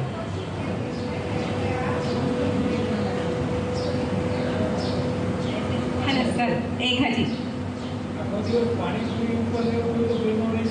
હા હા, એટલે રહી શકે છે પણ પેલું પાણી પુદીનાથી બનેલું હોવું જોઈએ, હે ને સર? હા સર, એક હજી. બહેનોમાં બહુ પેલું છે, ડાઉટ નહીં પણ એ લોકોને બહુ આમ વિશ્વાસ છે કે સૂજી ને રવો તો હળવો જ. એટલે રવો છે એને એવું કહેવામાં આવ્યું છે કે ઓકેશનલી એટલે ક્યારેક, ઓકેશનલી ઇઝ રેડી એટલે ક્યારેક લ્યો તો એમાં કોઈ વાંધો નથી, પણ સર્ટનલી એટલે રોજ જ જોઈએ છે તો વિથ વેગી એટલે વેજીટેબલ અને વિથ સ્પ્રાઉટેડ એટલે ફણગાવેલા કઠોળ, એટલે ફણગાવેલા કઠોળ અને શાકભાજીનું પ્રમાણ વધારે હોય તો તમે રવો છે એ થોડો એમાં રોજ લો તો કંઈ વાંધો નથી. તો રવો છે એ બધું રિફાઇન્ડ ઘઉંમાંથી બને એટલે ઘઉંની આઈટમ છે, રવો છે, પછી ઓટ્સ છે, એ બધું ઘઉંમાંથી બને એટલે ન જોઈએ એટલું વધારે ફાયદામાં. એટલે સોરી સર, રવો અને સૂજી એક એલેક્ઝોન નામના કેમિકલથી બનાવવામાં આવે છે. એ પણ આપણને કેન્સર કરી શકે છે. વધારે એટલે ઓછું લેવાય, કંઈક પ્રસાદીમાં લેવાનું હોય તો વાંધો નહીં, પણ રેગ્યુલર નહીં લેવું. રવાના ઢોકળા અને ઉપમા ને બધું હવે જે ચલણ ચાલુ થઈ ગયું છે ને, પપ્પા ને એ બધું, એટલે આપણી માટે સારા નહીં. Thank you. પછી આપણે બાળકોને દૂધમાં જો આમાં બોર્નવિટા કરતા નાખી દઈએ, પ્રોટીન પાવડર કરતા નાખે તો એ તો બધું અતિ વધારે ખરાબ છે. તો તમારે લોકોને પ્રોટીન પાવડર બનાવવો હોય તો તમે ઘરે બનાવી શકો, બરાબર? તો એમાં તમે લખવા માંડો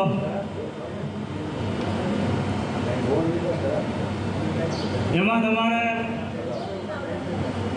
શેકેલા સિંગદાણા 100 ગ્રામ, પછી 50 ગ્રામ બદામ, 50 ગ્રામ પિસ્તા, પછી 50 ગ્રામ અખરોટ, પછી 100 ગ્રામ તલ લ્યો, પછી 100 ગ્રામ ટોપરાનું ખમણ લ્યો, પછી 100 ગ્રામ અળસી લ્યો, પછી 100 ગ્રામ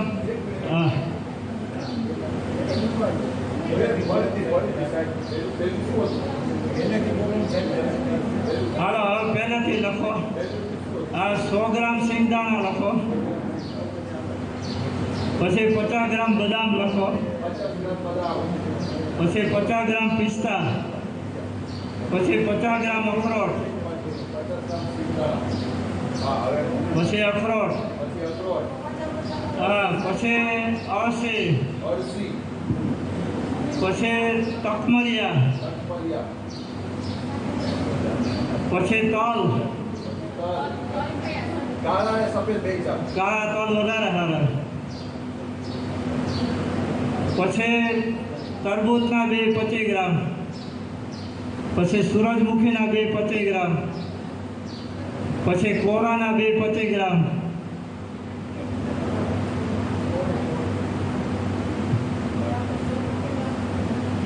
પછી આ બધાને શેકી નાખવાનું અને પછી પાવડર બનાવી લેવાનો.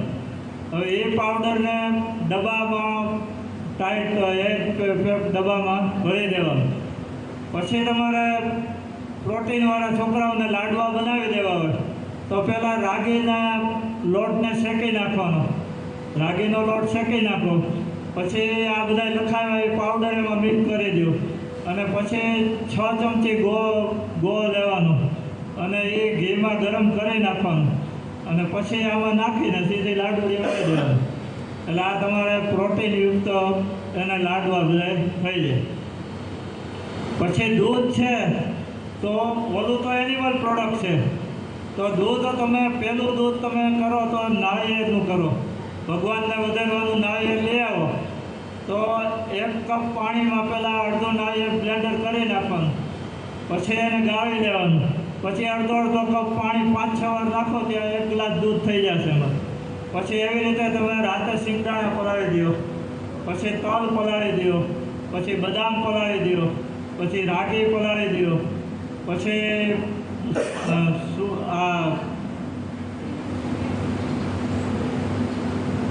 બે સૂરજમુખીના બે, પમ્પકિનના બે અને કોરાના બે એને પલાળી દો. એ બધાને બ્લેન્ડર કરો એ બધાનું દૂધ થઈ જાય.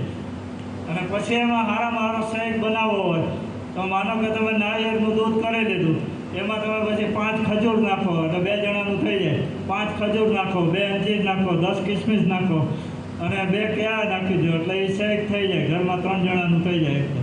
પછી તમારે એનો આઈસ્ક્રીમ બનાવવો હોય તો એ આ તમારે બટર મિલ્ક બનાવી લીધું, એની અંદર તમારે કેળું નાખી દો, બદામ પિસ્તા અખરોટનો ભૂકો નાખી દો અને પછી તલનો ભૂકો નાખી દો. એ મિક્સ કરી અને પછી પહેલાં અડધી કલાક ડીપ ફ્રીજમાં રાખવાનું, પછી પાછું બહાર કાઢી લેવાનું અને પાછું મિક્સ કરી અને એની અંદર એલચીની નાખી સુગંધવાળું અને જરીક કેસર નાખી દો અને પછી 6 કલાક રાખી દો એટલે એકલા થઈ જશે.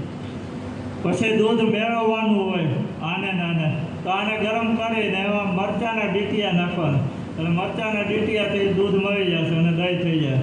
પછી મરચાંના ડીટીયા ન હોય તો તમે મેથી નાખો તો મેથીથી દૂધ મળી જશે અને દૂધ થઈ જાય. એનું પછી દહીં થાય, દહીંમાંથી છાશ થઈ જાય. પછી એમને તમારે અહીંયા છાશ પીધી એવી કરવી હોય તો તમારે નાળિયેરનું દૂધ કરી લેવાનું અને એની અંદર ફુદીનાનો પાવડર નાખવાનો, દરેક સંચળ નાખી દેવાનું અને દરેક મરી નાખી દેવાનું, એટલે એ આ મસાલાવાળી છાશ થઈ ગઈ. ઓલી છાશની કોઈ જરૂર નહીં પડે.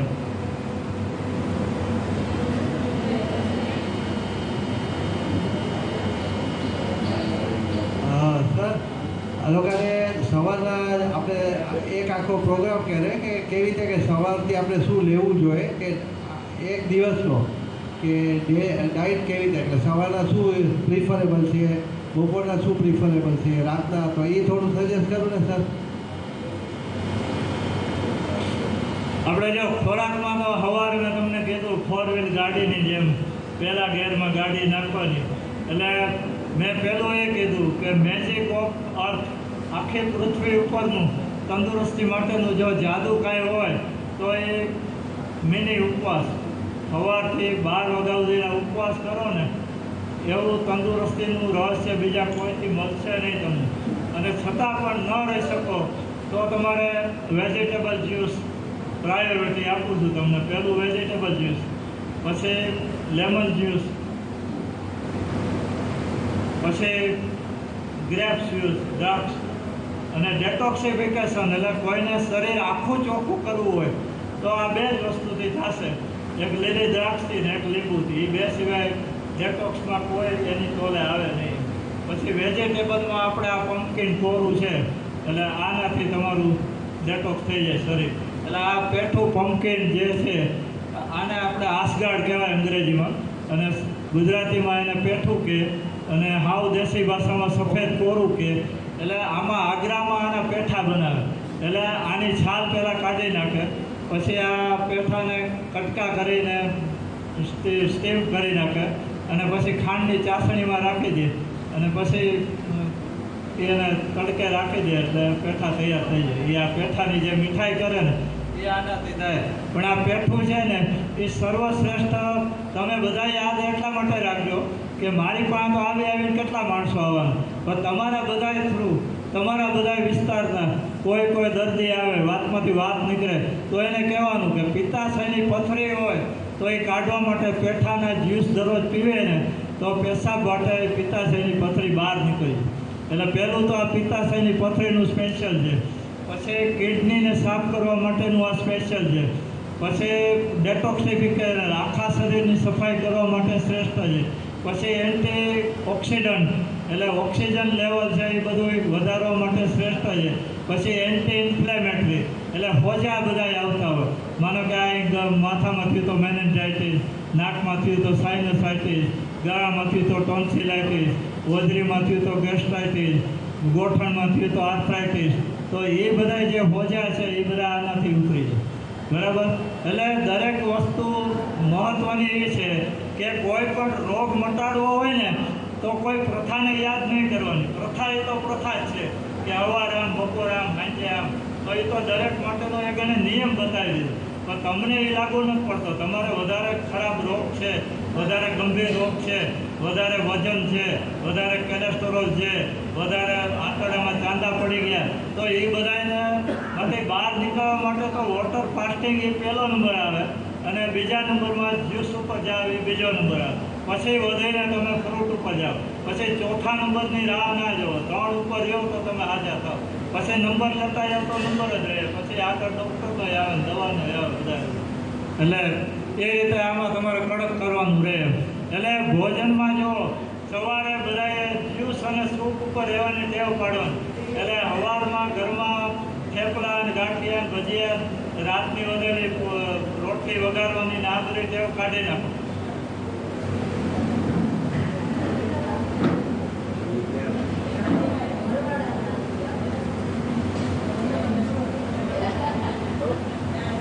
અને મારે તો દવાખાને દર્દી આવતા હોય ને એટલે હું અવાર દર્દીને પૂછતો હોઉં કે અવાર નાસ્તામાં શું હોય. એટલે એ લોકો જ વર્ણન કરતા હોય કે રાતની વધેલી રોટલી હોય, ભાખરી હોય, થેપલા વેદા દેવું હોય, પૂરી હોય તો એ હોય. પછી હું એને રાતના થેપલા વેદા હોય ને તો એને અવાર ખાવા નહીં, પણ બપોરે તમારે મગની કે તુવેરની દાળ બનાવી રાખવાની. દાળ ઉકળે ને એટલે થેપલાના કટકામાં નાખી દો એટલે સરસ મજાની દાળ ઢોકાઈ જાય. એટલે એ પછી તમને નડે નહીં એમ. પછી થેપલા વધે, પૂરી વધે ને તો એનો ભૂકો કરીને ડબલું ભરી દો. તો જ્યારે રીંગણા બટાટા કારેલા ભરવા હોય ત્યારે ભરવામાં નાખી દો. એટલે ભરેલા મસાલા માટે તમારો ઉપયોગમાં આવી જાય. એ રીતે થઈ જાય. પછી માનો કે 10 મહેમાન આવવાના હતા, પછી આવ્યા નહીં, હવે દાળ ભાત શાક બધું બનાવી નાખ્યું, તો હવે આનું શું કરવું? તો પહેલાં એને દાળને ગાળી નાખવાની, જાડો ભાગ અલગ કરી નાખવાનો, ઓલું પાણી અલગ કરી નાખવાનું. પછી તમારું શાક વધ્યું, રોટલી વધી, આ દાળ વધી, બધું મિક્સરમાં બ્લેન્ડર કરી નાખો. બધું બ્લેન્ડર થઈ ગયું પછી એના મુઠિયા ઢોકળા કરી નાખો. ઓલું પાણી ગાયું છે એને ઉકાળી નાખો અને રસિયા ઢોકળા કરી નાખી દો. એટલે એમાંથી બધું થઈ જાય તમારે. એટલે બહારનું નવું બનાવવું નહીં પડે અને વેસ્ટમાંથી બેસ્ટ થઈ જાય. પછી રોટલી વધી હોય તો ઝીણો ભૂકો કરી નાખો. પછી એમાં ગોળ ને ઘી નાખો એટલે લાડવા થઈ જાય, પકવાન થઈ જાય, 2 વસ્તુ થઈ જાય. એટલે એ રીતે એનો સદુપયોગ કરો તો રોટલી તળો એટલે તો વધારે પછી એસિડિક ખાતું જાય. એક તો ન ખાવાનો લોટ ખાવાનો હોય. એટલે પહેલું તો આમાં બધાએ ચા કોફીની બાધા લેતા જાઓ. ઘઉંનો લોટ 50% ઓછો કરશો એ બાંયધરી આપતા જાઓ તો અમને એમ થાય કે અમારી મહેનત થઈ કાંઈક હરખી થઈ.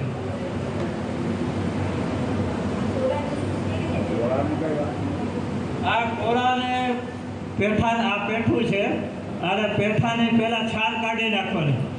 એટલે પેઠા વિશે સમજી લો કે આ તમારે આમ થોડુંક મોંઘું હોય. આપણે અહીંયા રાજકોટમાં 80 કિલો છે અને આમ બાજુ આણંદ બાજુ અહીંયા ગુજરાતમાં 25 ને 30 રૂપિયાના કિલો મળે. એટલે આની પહેલાં છાલ કાઢી નાખવાની. પછી એના ખટકા કરીને જો જ્યુસર હોય તો સીધો રસ, મિક્સર હોય તો 1 કપ પાણી નાખી દેવાનું. પછી બ્લેન્ડર કરી ગાળીને મસાલા નાખીને પી જાઓ. પછી કૂચો જે નીકળો તો એ તમારા પલાળેલા મગ હોય તો એ મગને બોઇલ કરી અને એને બ્લેન્ડર કરી નાખો. પછી એમાં કોરું ને એ મગ અને થોડોક પુદીનો કોથમરી નાખીને એનું એક સૂપ કરી નાખો. સૂપ થઈ જાય. બરાબર. હા, એટલે તમારે જ્યુસરનો ઉપયોગ એવી રીતે કરવાનો કે પહેલાં તમે આદુનો રસ કાઢી લો તો આદુનો કૂચો નીકળો એને તમે સૂકવી નાખો એટલે તમારે સૂટ પાવડર થઈ જાય. હળદરને સૂકવી નાખો એટલે હળદર પાવડર થઈ જાય. પછી દૂધીને અલગ કરી લીધી એમાં લોટ નાખીને મુઠિયા ઢોકળા થઈ જાય. પછી તમારે પાલક છે તો એનો કૂચો વગર કાઢો તો એને મગ ને એનો બધો એનો બાફેલો સૂપ થઈ જાય. નહીંતર એનો ખાલી બ્લેન્ડરથી પાણી કરીને લોટ બાંધવામાં વાપરી નાખો એટલે પાલક પરોઠા પાલક થેપલા બધું થઈ જાય. આ સ્વાદિષ્ટ એટલે આટલા ભલું લાગે ખાતું. કોઈને હવે રાંધવાના બાબતમાં કોઈને પૂછવું છે કંઈ? સાંદાજી લખવાનું. બપોરનું સાંજનું બપોરનું શાકનું ગમે તે. અને સવારે તો બધા જ્યુસ ને એવું થઈ ગયું. પછી બપોરે થોડું ઘણું સલાડ લ્યો. હા, પછી થોડું ઘણું સ્પ્રાઉટેડ લ્યો. પણ બધાય સમજી લેજો કે જેને હાંધાના દુખાવા હોય, જેને ખંજવા શરીરમાં આવતી હોય, તો એને મહેરબાની કરીને કાચું ખાવું નહીં. એટલે કાચામાં જ્યુસ પી શકો, ફ્રૂટ ખાઈ શકો, પણ લીંબુ નહીં લેવાનું, સલાડ નહીં લેવાના, ફણગાવાનું નહીં લેવાનું. તો એને સ્ટીમ કરીને લેવાનું, એટલું ધ્યાન રાખવાનું. નહીંતર તમારા દુખાવા વધતા જાય અને ઓલી પ્રથા એ નકામી બદનામ કરતી જાય. એટલે હાંધાના દુખાવા, ચામડીમાં ખંજવા, એમાં લીંબુ બંધ બેયમાં. બરાબર. પછી આવ્યો આમ વાત. એટલે આમ એટલે કાચો રસ. એટલે તમે જે ખોરાક ખાઓ એનું પૂરું પાચન ના થાય અને એ કાચો રસ લોહી ભેગો જ્યાં જ્યાં જાય ત્યાં દુખાવા થાય. પંખા નીચે તમે ઊભો તો શરીર જકડાઈ જાય, વધારે વરસાદમાં શરીર જકડાઈ જાય, એસીમાં ઊભો તો જકડાઈ જાઓ, વધારે ઠંડીમાં જકડાઈ જાઓ, તો એમાં તમારે બધું ખાવા પીવાનું બંધ કરી દેવાનું. સૂંઠનો પાવડર અડધી ચમચી 3 ટાઈમ લેવાનો અને સૂંઠવાળું ઉકાળેલું પાણી પીવાનું. બાકી મગનું સરગવાના સૂપ ઉપર 15 દી કાઢી નાખો એટલે વગર દવાએ રોગ તમારો આવ વયો છે. પણ 15 દી કન્ટિન્યુ કરવાનું.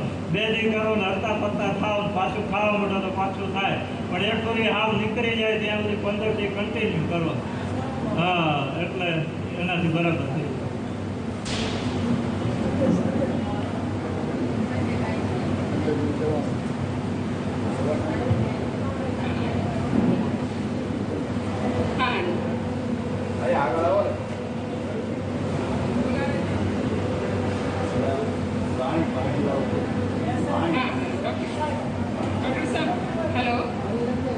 ડૉક્ટર સાહેબ, મને શું છે કે પગમાં, હું નાની હતી ને 8 વર્ષની, ત્યારથી તો મને ખ્યાલ છે કે મારા પગમાં સતત થાક રહે છે.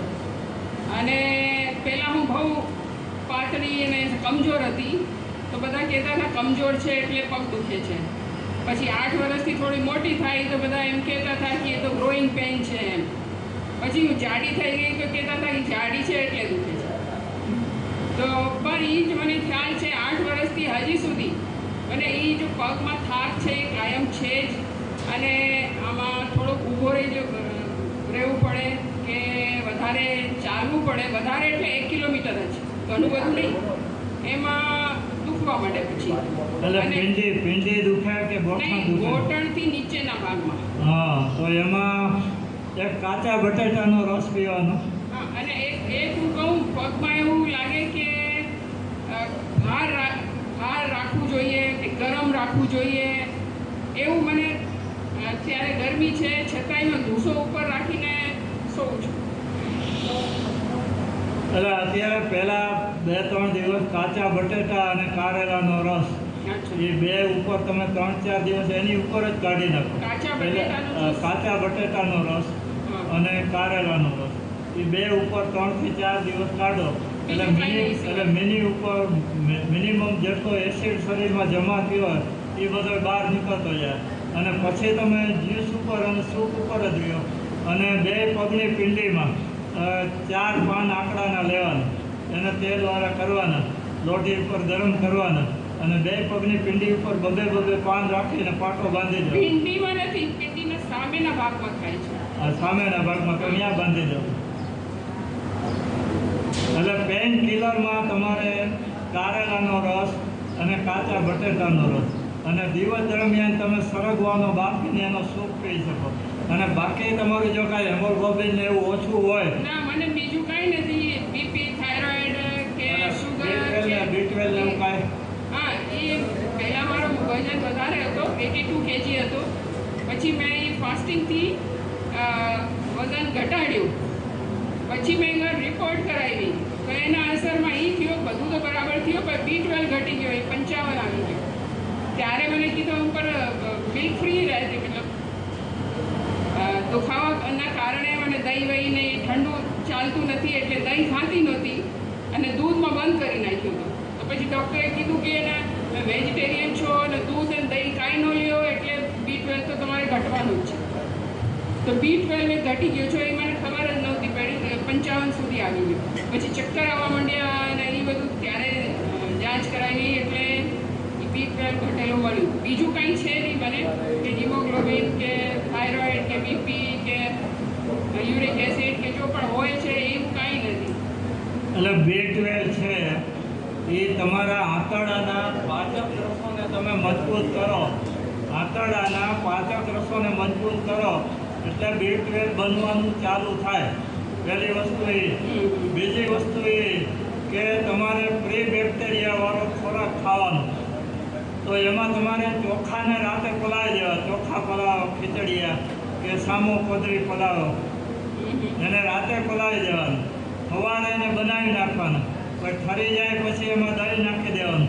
પછી એને 6 કલાક ફ્રીજમાં રાખી દેવાનું અને પછી બપોરે ફ્રીજમાંથી કાઢ્યા પછી કલાક પછી ખાવાનું. એટલે એમાં પ્રી બેક્ટેરિયા વધારે મળે એટલે આંતરડાના પાચક રસો મજબૂત થાય અને B12 બધું બરાબર રિલીઝ થવા માંડે. પછી આ પ્રોબ્લેમ ન રહે. પછી બીજું એમાં તમારે કેરીની ગોટલીનો મુખવાસ ખાવાનો. પછી ત્રીજું છાલ સાથે કેરી ખાવાનું. તો એમાં કાચી કેરી ખાઓ તો છાલ સાથે ખાઈ શકો. પાકી કેરી ખાઓ તો કેરી ખાય ને છાલ છે એને ચટણીમાં બ્લેન્ડર બનાવી નાખી દેવાની. કોથમરી મરચાંની છાલની ચટણી બનાવીને એ ખાવાની. એમાં B12 મળે. તો મને પછી એને તમે આખું કહી દીધું ને કે એક મહિનાની ડાયટ શું રાખું ત્યાં સુધી એ ઘટી જાય. કે હવે એ ઉંમર વધે છે એટલે એ વધતું જાય છે.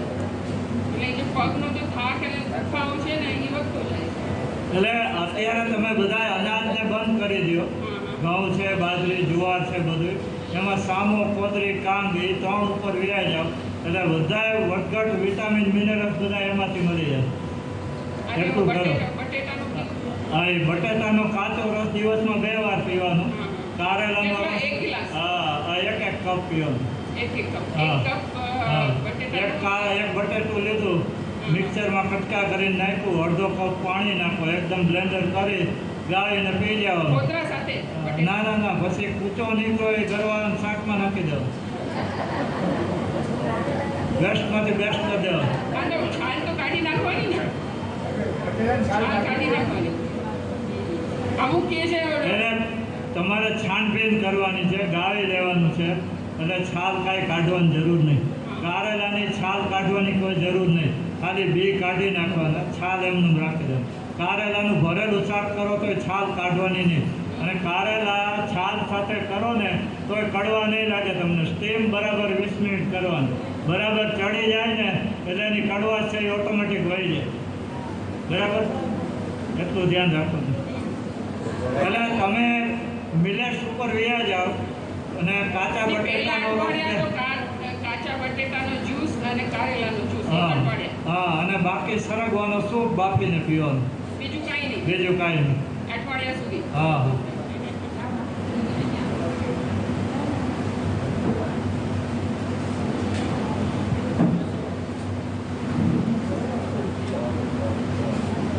સર મને વરસમાં છે ને મને મોઢામાં ચાંદા બહુ પડી જાય ગળા સુધી અને સરકાર રે પછી આંખો મારી ભારે ભારે રે.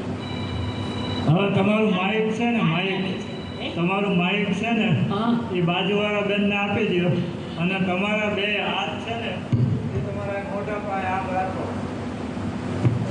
આમ રાખો. હા, હવે બધા બહેનોને બતાવો એનું મોઢું સારું છે કે હાથ સારા એ પહેલાં જો બધા બરાબર ભાઈ સાચો અભિપ્રાય આપજો.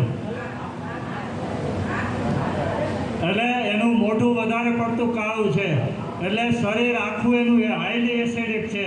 એટલે તમારે મોઢું જેમ કાળું થયું એમ ગળામાં એસિડ વધારે, એના ચાંદા. તો ગળામાં ચાંદા શેના પડે તો કે તમારું આંતરડું ખરાબ છે. એટલે આંતરડાને બરાબર સાફ કરો.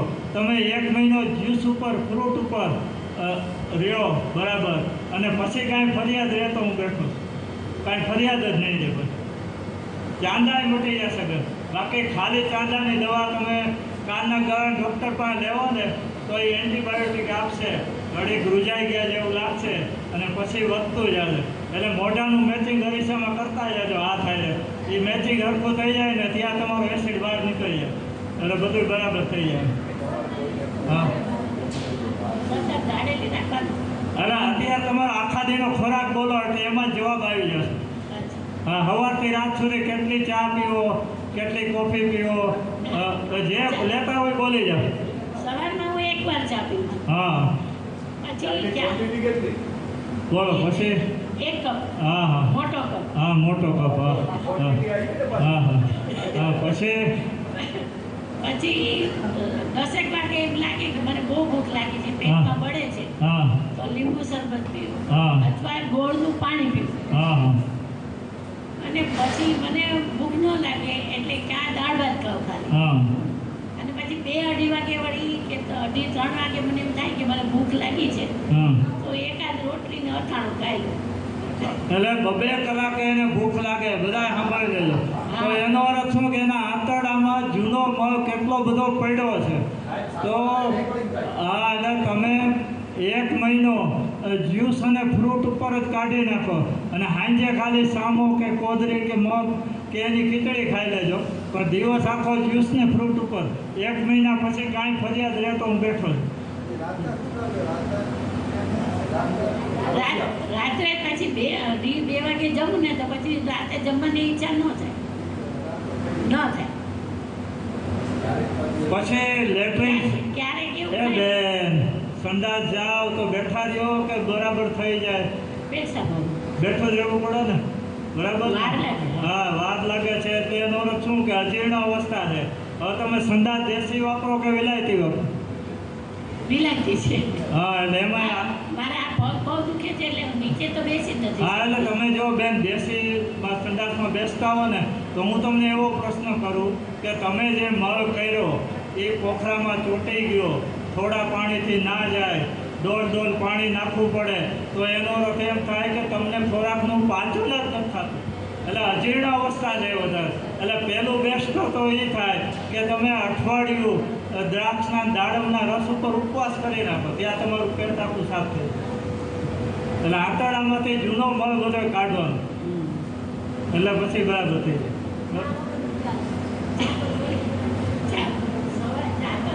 હવે જોઈ છે એ કાઢી નાખો. ચામાં કેટલા ઝેર છે એ તમને આદુની બુક આપી એમાં પાછળ લખ્યું છે, એ વાંચી લેજો.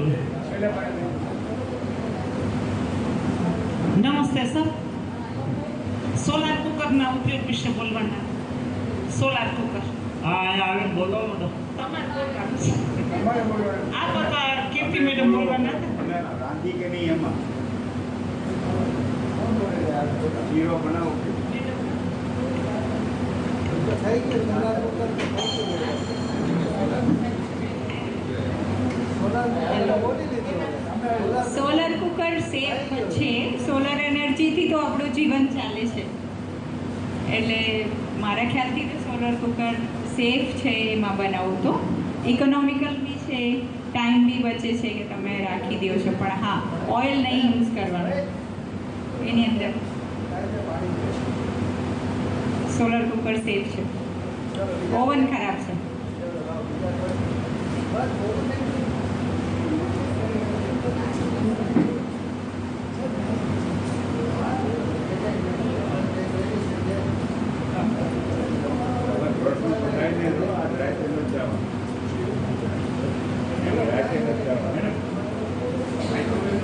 હેલો સર, નમસ્તે. મને 2 ગોઠણ દુખે છે. હેલો હા, બોલો. સર, મને 2 ગોઠણમાં દુખાવો છે અને 60% દુખાવો છે અને કબજિયાત હોય છે. એટલે ત્રણેય વસ્તુ છે એ ખોરાક પરિવર્તનથી મટી જાય. એટલે પહેલાં જ્યુસ અને ફ્રૂટના ઉપવાસ કરવાના 15 દિવસના, અને દુખાવા માટે કાચા બટેટાનો રસ પીવાનો, અને પછી વધારે દુખે તો 1 કપ પાણી, એમાં અડધી ચમચી હિંગ લેવાની, અને 5 ચમચી મરચાંનો ભૂકો અને 5 ચમચી સંચળ, એ બોઇલ કરીને એ ઉકાળો દિવસમાં 2 વાર પીવો એટલે દુખાવો બંધ થઈ જાય. અને કબજિયાત માટે લોટવાળું ને દૂધવાળું ખોરાક બંધ કરી દો અને શાકભાજી અને ફ્રૂટ ને એવું વધારે ખાવ. કેટલા દિવસ હા, અને 15 દિવસ કરો એવું. અને લોટ ધીરે ધીરે બધો એક ટાઈમ કરી નાખો, 2 ટાઈમમાંથી એક ટાઈમ કરી નાખો. અને ચા કોફીને આવ છોડી દો. ચા કોફી લેતી નથી હા, બરાબર. અને આ રીતે હું એક ટાઈમ જ જમું છું હા સાંજે. હા. ઠીક છે. હલો સાહેબ, આદુ અને સૂંઠના બંનેના ગુણધર્મોમાં શું શું ફેર છે અને આદુ ક્યાં વાપરવું અને સૂંઠ ક્યાં વાપરવી એના વિશે જરા કહો.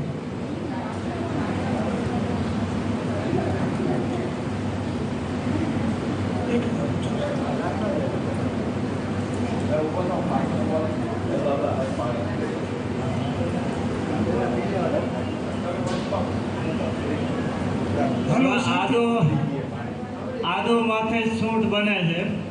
આ પહેલી વસ્તુ. આદુ માથે સૂંઠ બને, પણ બેના ગુણધર્મમાં ફેર છે. આદુ છે એ અગ્નિ પ્રદીપક, એટલે એપેટાઇટર તરીકે કામ કરે, તમારા જઠરના અગ્નિને એકદમ પ્રજ્વલિત કરી દે. સૂંઠ છે એ દીપન છે, એટલે ભૂખ લગાડવાની ક્રિયામાંથી બહાર નીકળી અને પાચન ક્રિયામાં એ વધારે મદદ કરે. સૂંઠ છે એ આમ રસ, એટલે તમે જે ખોરાક ખાધો એનું પૂરું પાચન ન થાય અને એ કાચો રસ શરીરમાં જ્યાં જ્યાં રહી ગયો છે તો એ સૂંઠ ખાવ એટલે એનાથી પાચન થઈ અને એ કાચો રસ છે એ ઝાડા વાટે બહાર નીકળી જાય. સૂંઠ છે એ ગ્રાહી છે, એટલે ઝાડો છે એને રોકી રાખે. કોઈને ઝાડો વધારે થઈ ગયા હોય તો એ સૂંઠવાળું પાણી પીવે, અથવા તો અડધી ચમચી સૂંઠ ફાકડી મારીને પાણી પીવે તો એ ઝાડાને રોકી રાખે. તો આદુ છે એ શોધન ક્રિયા કરે, એટલે આદુ આંતરડામાંથી ખોતરીને મળને બહાર કાઢવાનું કામ કરે. આ બેના ગુણધર્મ આટલો છે. હલો તો સાહેબ, હું 16 કલાકના ઉપવાસ પૂરા થાય પહેલાં હું ગોળ, લીંબુ અને એમાં આદુ નાખું છું. આદુ નાખવું સારું કે સૂંઠ નાખવી સારી? એટલે જો આ બધું છે ને, અત્યારે વોટ્સએપનો અબજો લોકો ઉપયોગ કરે, એટલે આ વોટ્સએપ વાળો નુસ્ખો છે. તો પહેલી વસ્તુ તો એ છે કે મારે ભાઈ જો મોહનભાઈનું કામ હોય ને તો મારે એકલાને જ મોહનભાઈને મળવું પડે. 2 જણાને લઈને જાઉં તો મારું કામ પતે નહીં. એવી રીતે આદુના તમારે ફાયદા જોતા હોય તો આદુને એકલું લેવું એ સુપર બેસ્ટ. આદુ ભેગું લીંબુ નાખો એટલે આદુની કામગીરી છે એમાં વિક્ષેપ પડે. આ પહેલી વસ્તુ એ. એટલે બધાને અલગ અલગ એનો ઉપયોગ કરો. બાકી તમે મિક્સમાં જ્યુસ પીવો એ તો આનંદ ખાતર પીવો તો કાંઈ નથી પીતા એની કરતાં એ બેસ્ટ છે. પણ રિઝલ્ટ લેવું હોય તો કોઈ ચોક્કસ વ્યક્તિગત એક ઉપર જાઓ. ડિટોક્સ કરવા માટે કામમાં હા, શરીર ડેટોક્સ કરવા માટે કાં ખાલી લીંબુ લ્યો અને કાં ખાલી દ્રાક્ષનો રસ પીવો. Okay okay.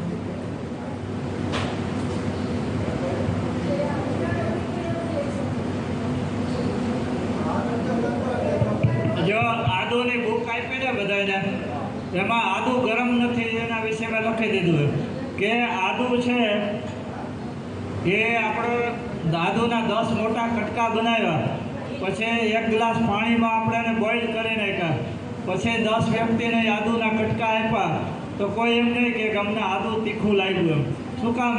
તો કે રસોઈની ભાષામાં આદુ ચડી ગયું એટલે તીખામાંથી ગળ્યું થઈ ગયું. એવી રીતે આદુને તમે ખાશો એટલે જઠરાગ્નિમાં જશે, એનું પાચન થશે, પછી એનો વિપાક છે એ મધુર છે. એટલે આદુ ગરમ નથી. આદુ છે 12 મહિના લેવાય. અને અમે આ ઉનાળામાં 50 ગ્રામ દરરોજ ખાઈએ છીએ. અને હું દરરોજ આદુ અને લીલા મરચાં એની પેસ્ટ બનાવીને જમતા પહેલાં હું ખાઉં છું અને પછી હું જમું. કારણ કે એ અગ્નિ પ્રજ્વલિત કરે એટલે રુચિ ઉત્પન્ન થાય, આપણને કાંઈક ઈચ્છા થઈ હોય જમવાનું, કાંઈક ભાવશે, કાંઈક મજા આવશે એમ. એટલે અગ્નિ પ્રદીપક તરીકે એ એપેટાઇટર તરીકે છે, એટલે એવી રીતે એનો ઉપયોગ કરો.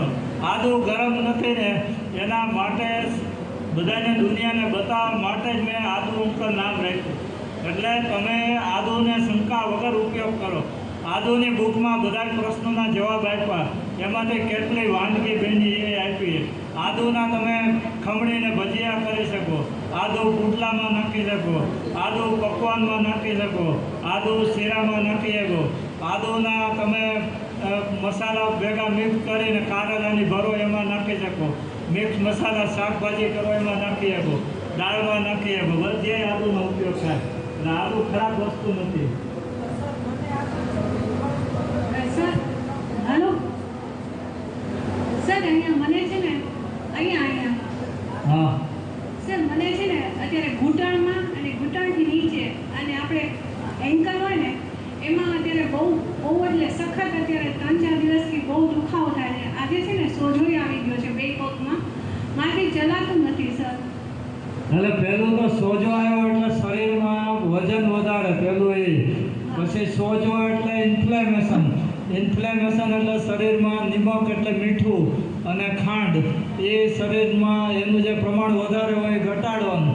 પછી તાત્કાલિકમાં વજન ઘટાડવા ગરમ પાણીના ઉપવાસ કરો અને દુખાવા માટે કાચા બટેટાનો રસ, કારેલાનો રસ અને બાફેલા સરગવાનો સૂપ અને આદુનો મગનો સૂપ આની ઉપર જ ખાલી રહ્યો. એ સિવાય બીજું બધું ખાવાનું બંધ કરી દો એટલે બધા પ્રશ્નોના પરિણામ એમાં મળી જશે.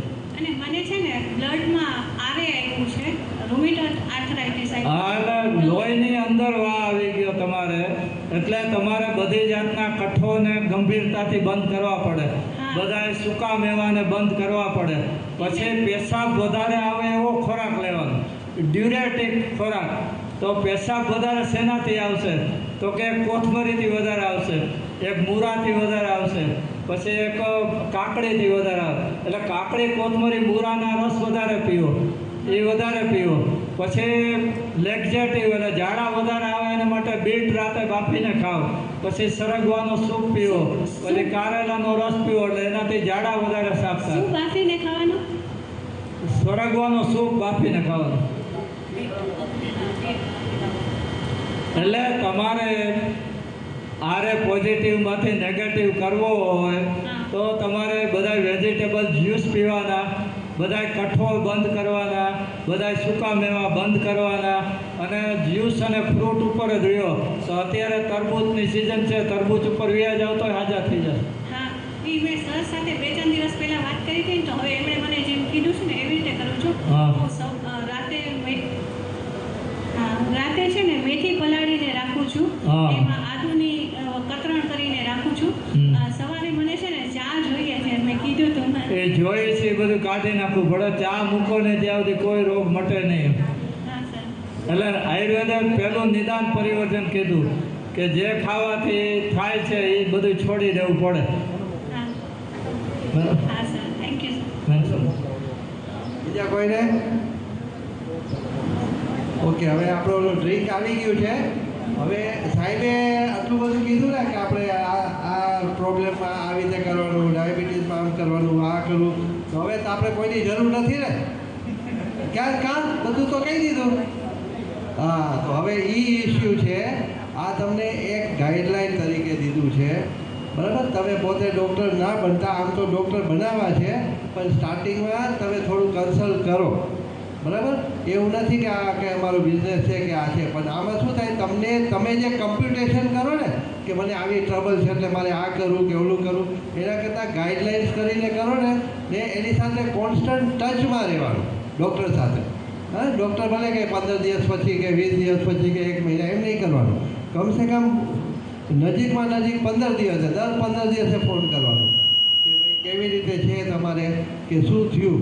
તમે બધા અહીંયા આવી ગયા, અત્યાર સુધી આપણે જે કાંઈ પ્રશ્નો, ચર્ચા કે અમારા લેક્ચર જે કાંઈ થયા એમાં તમને બધાને કેવો ભાવ ઉત્પન્ન થયો? આવ્યા તો ધક્કો લાગ્યો કે સારું લાગ્યું? હા, એ કેમ? હા, ચાય પહેલાં સાહેબનું પહેલાં કે ચાય પહેલાં બંધ. શું કામ? એ છે ને તમારું ડાયજેશન ખરાબ કરે. એ તમે ગમે તેવું બીજું કરો ને, ડાયજેશન ખરાબ કરે તો કંઈ ફાયદો ના થાય. એટલે હા, બસ તો સારું. હા, તો આવી રીતે થોડું કન્સલ્ટ કરજો એટલે તમને રિઝલ્ટ સારું મળશે. તમે કરવા જશો ને તો તમને કન્ફ્યુઝન થાય. આપણે બધાને કેટલા વર્ષોથી એક્સપિરિયન્સ હોય, સાહેબને તો મારા કરતાં વધારે એક્સપિરિયન્સ છે, તો એ એકદમ તમને રાઈટ દેશે. બરાબર ને? એકદમ ઇઝીલી અવેલેબલ છે ને એવું કંઈ બહુ કોસ્ટલી બી નથી. ઓકે, ચાલો થેન્ક યુ. હવે આપણે ડ્રિંક પીવા જાય. 1 મિનિટ.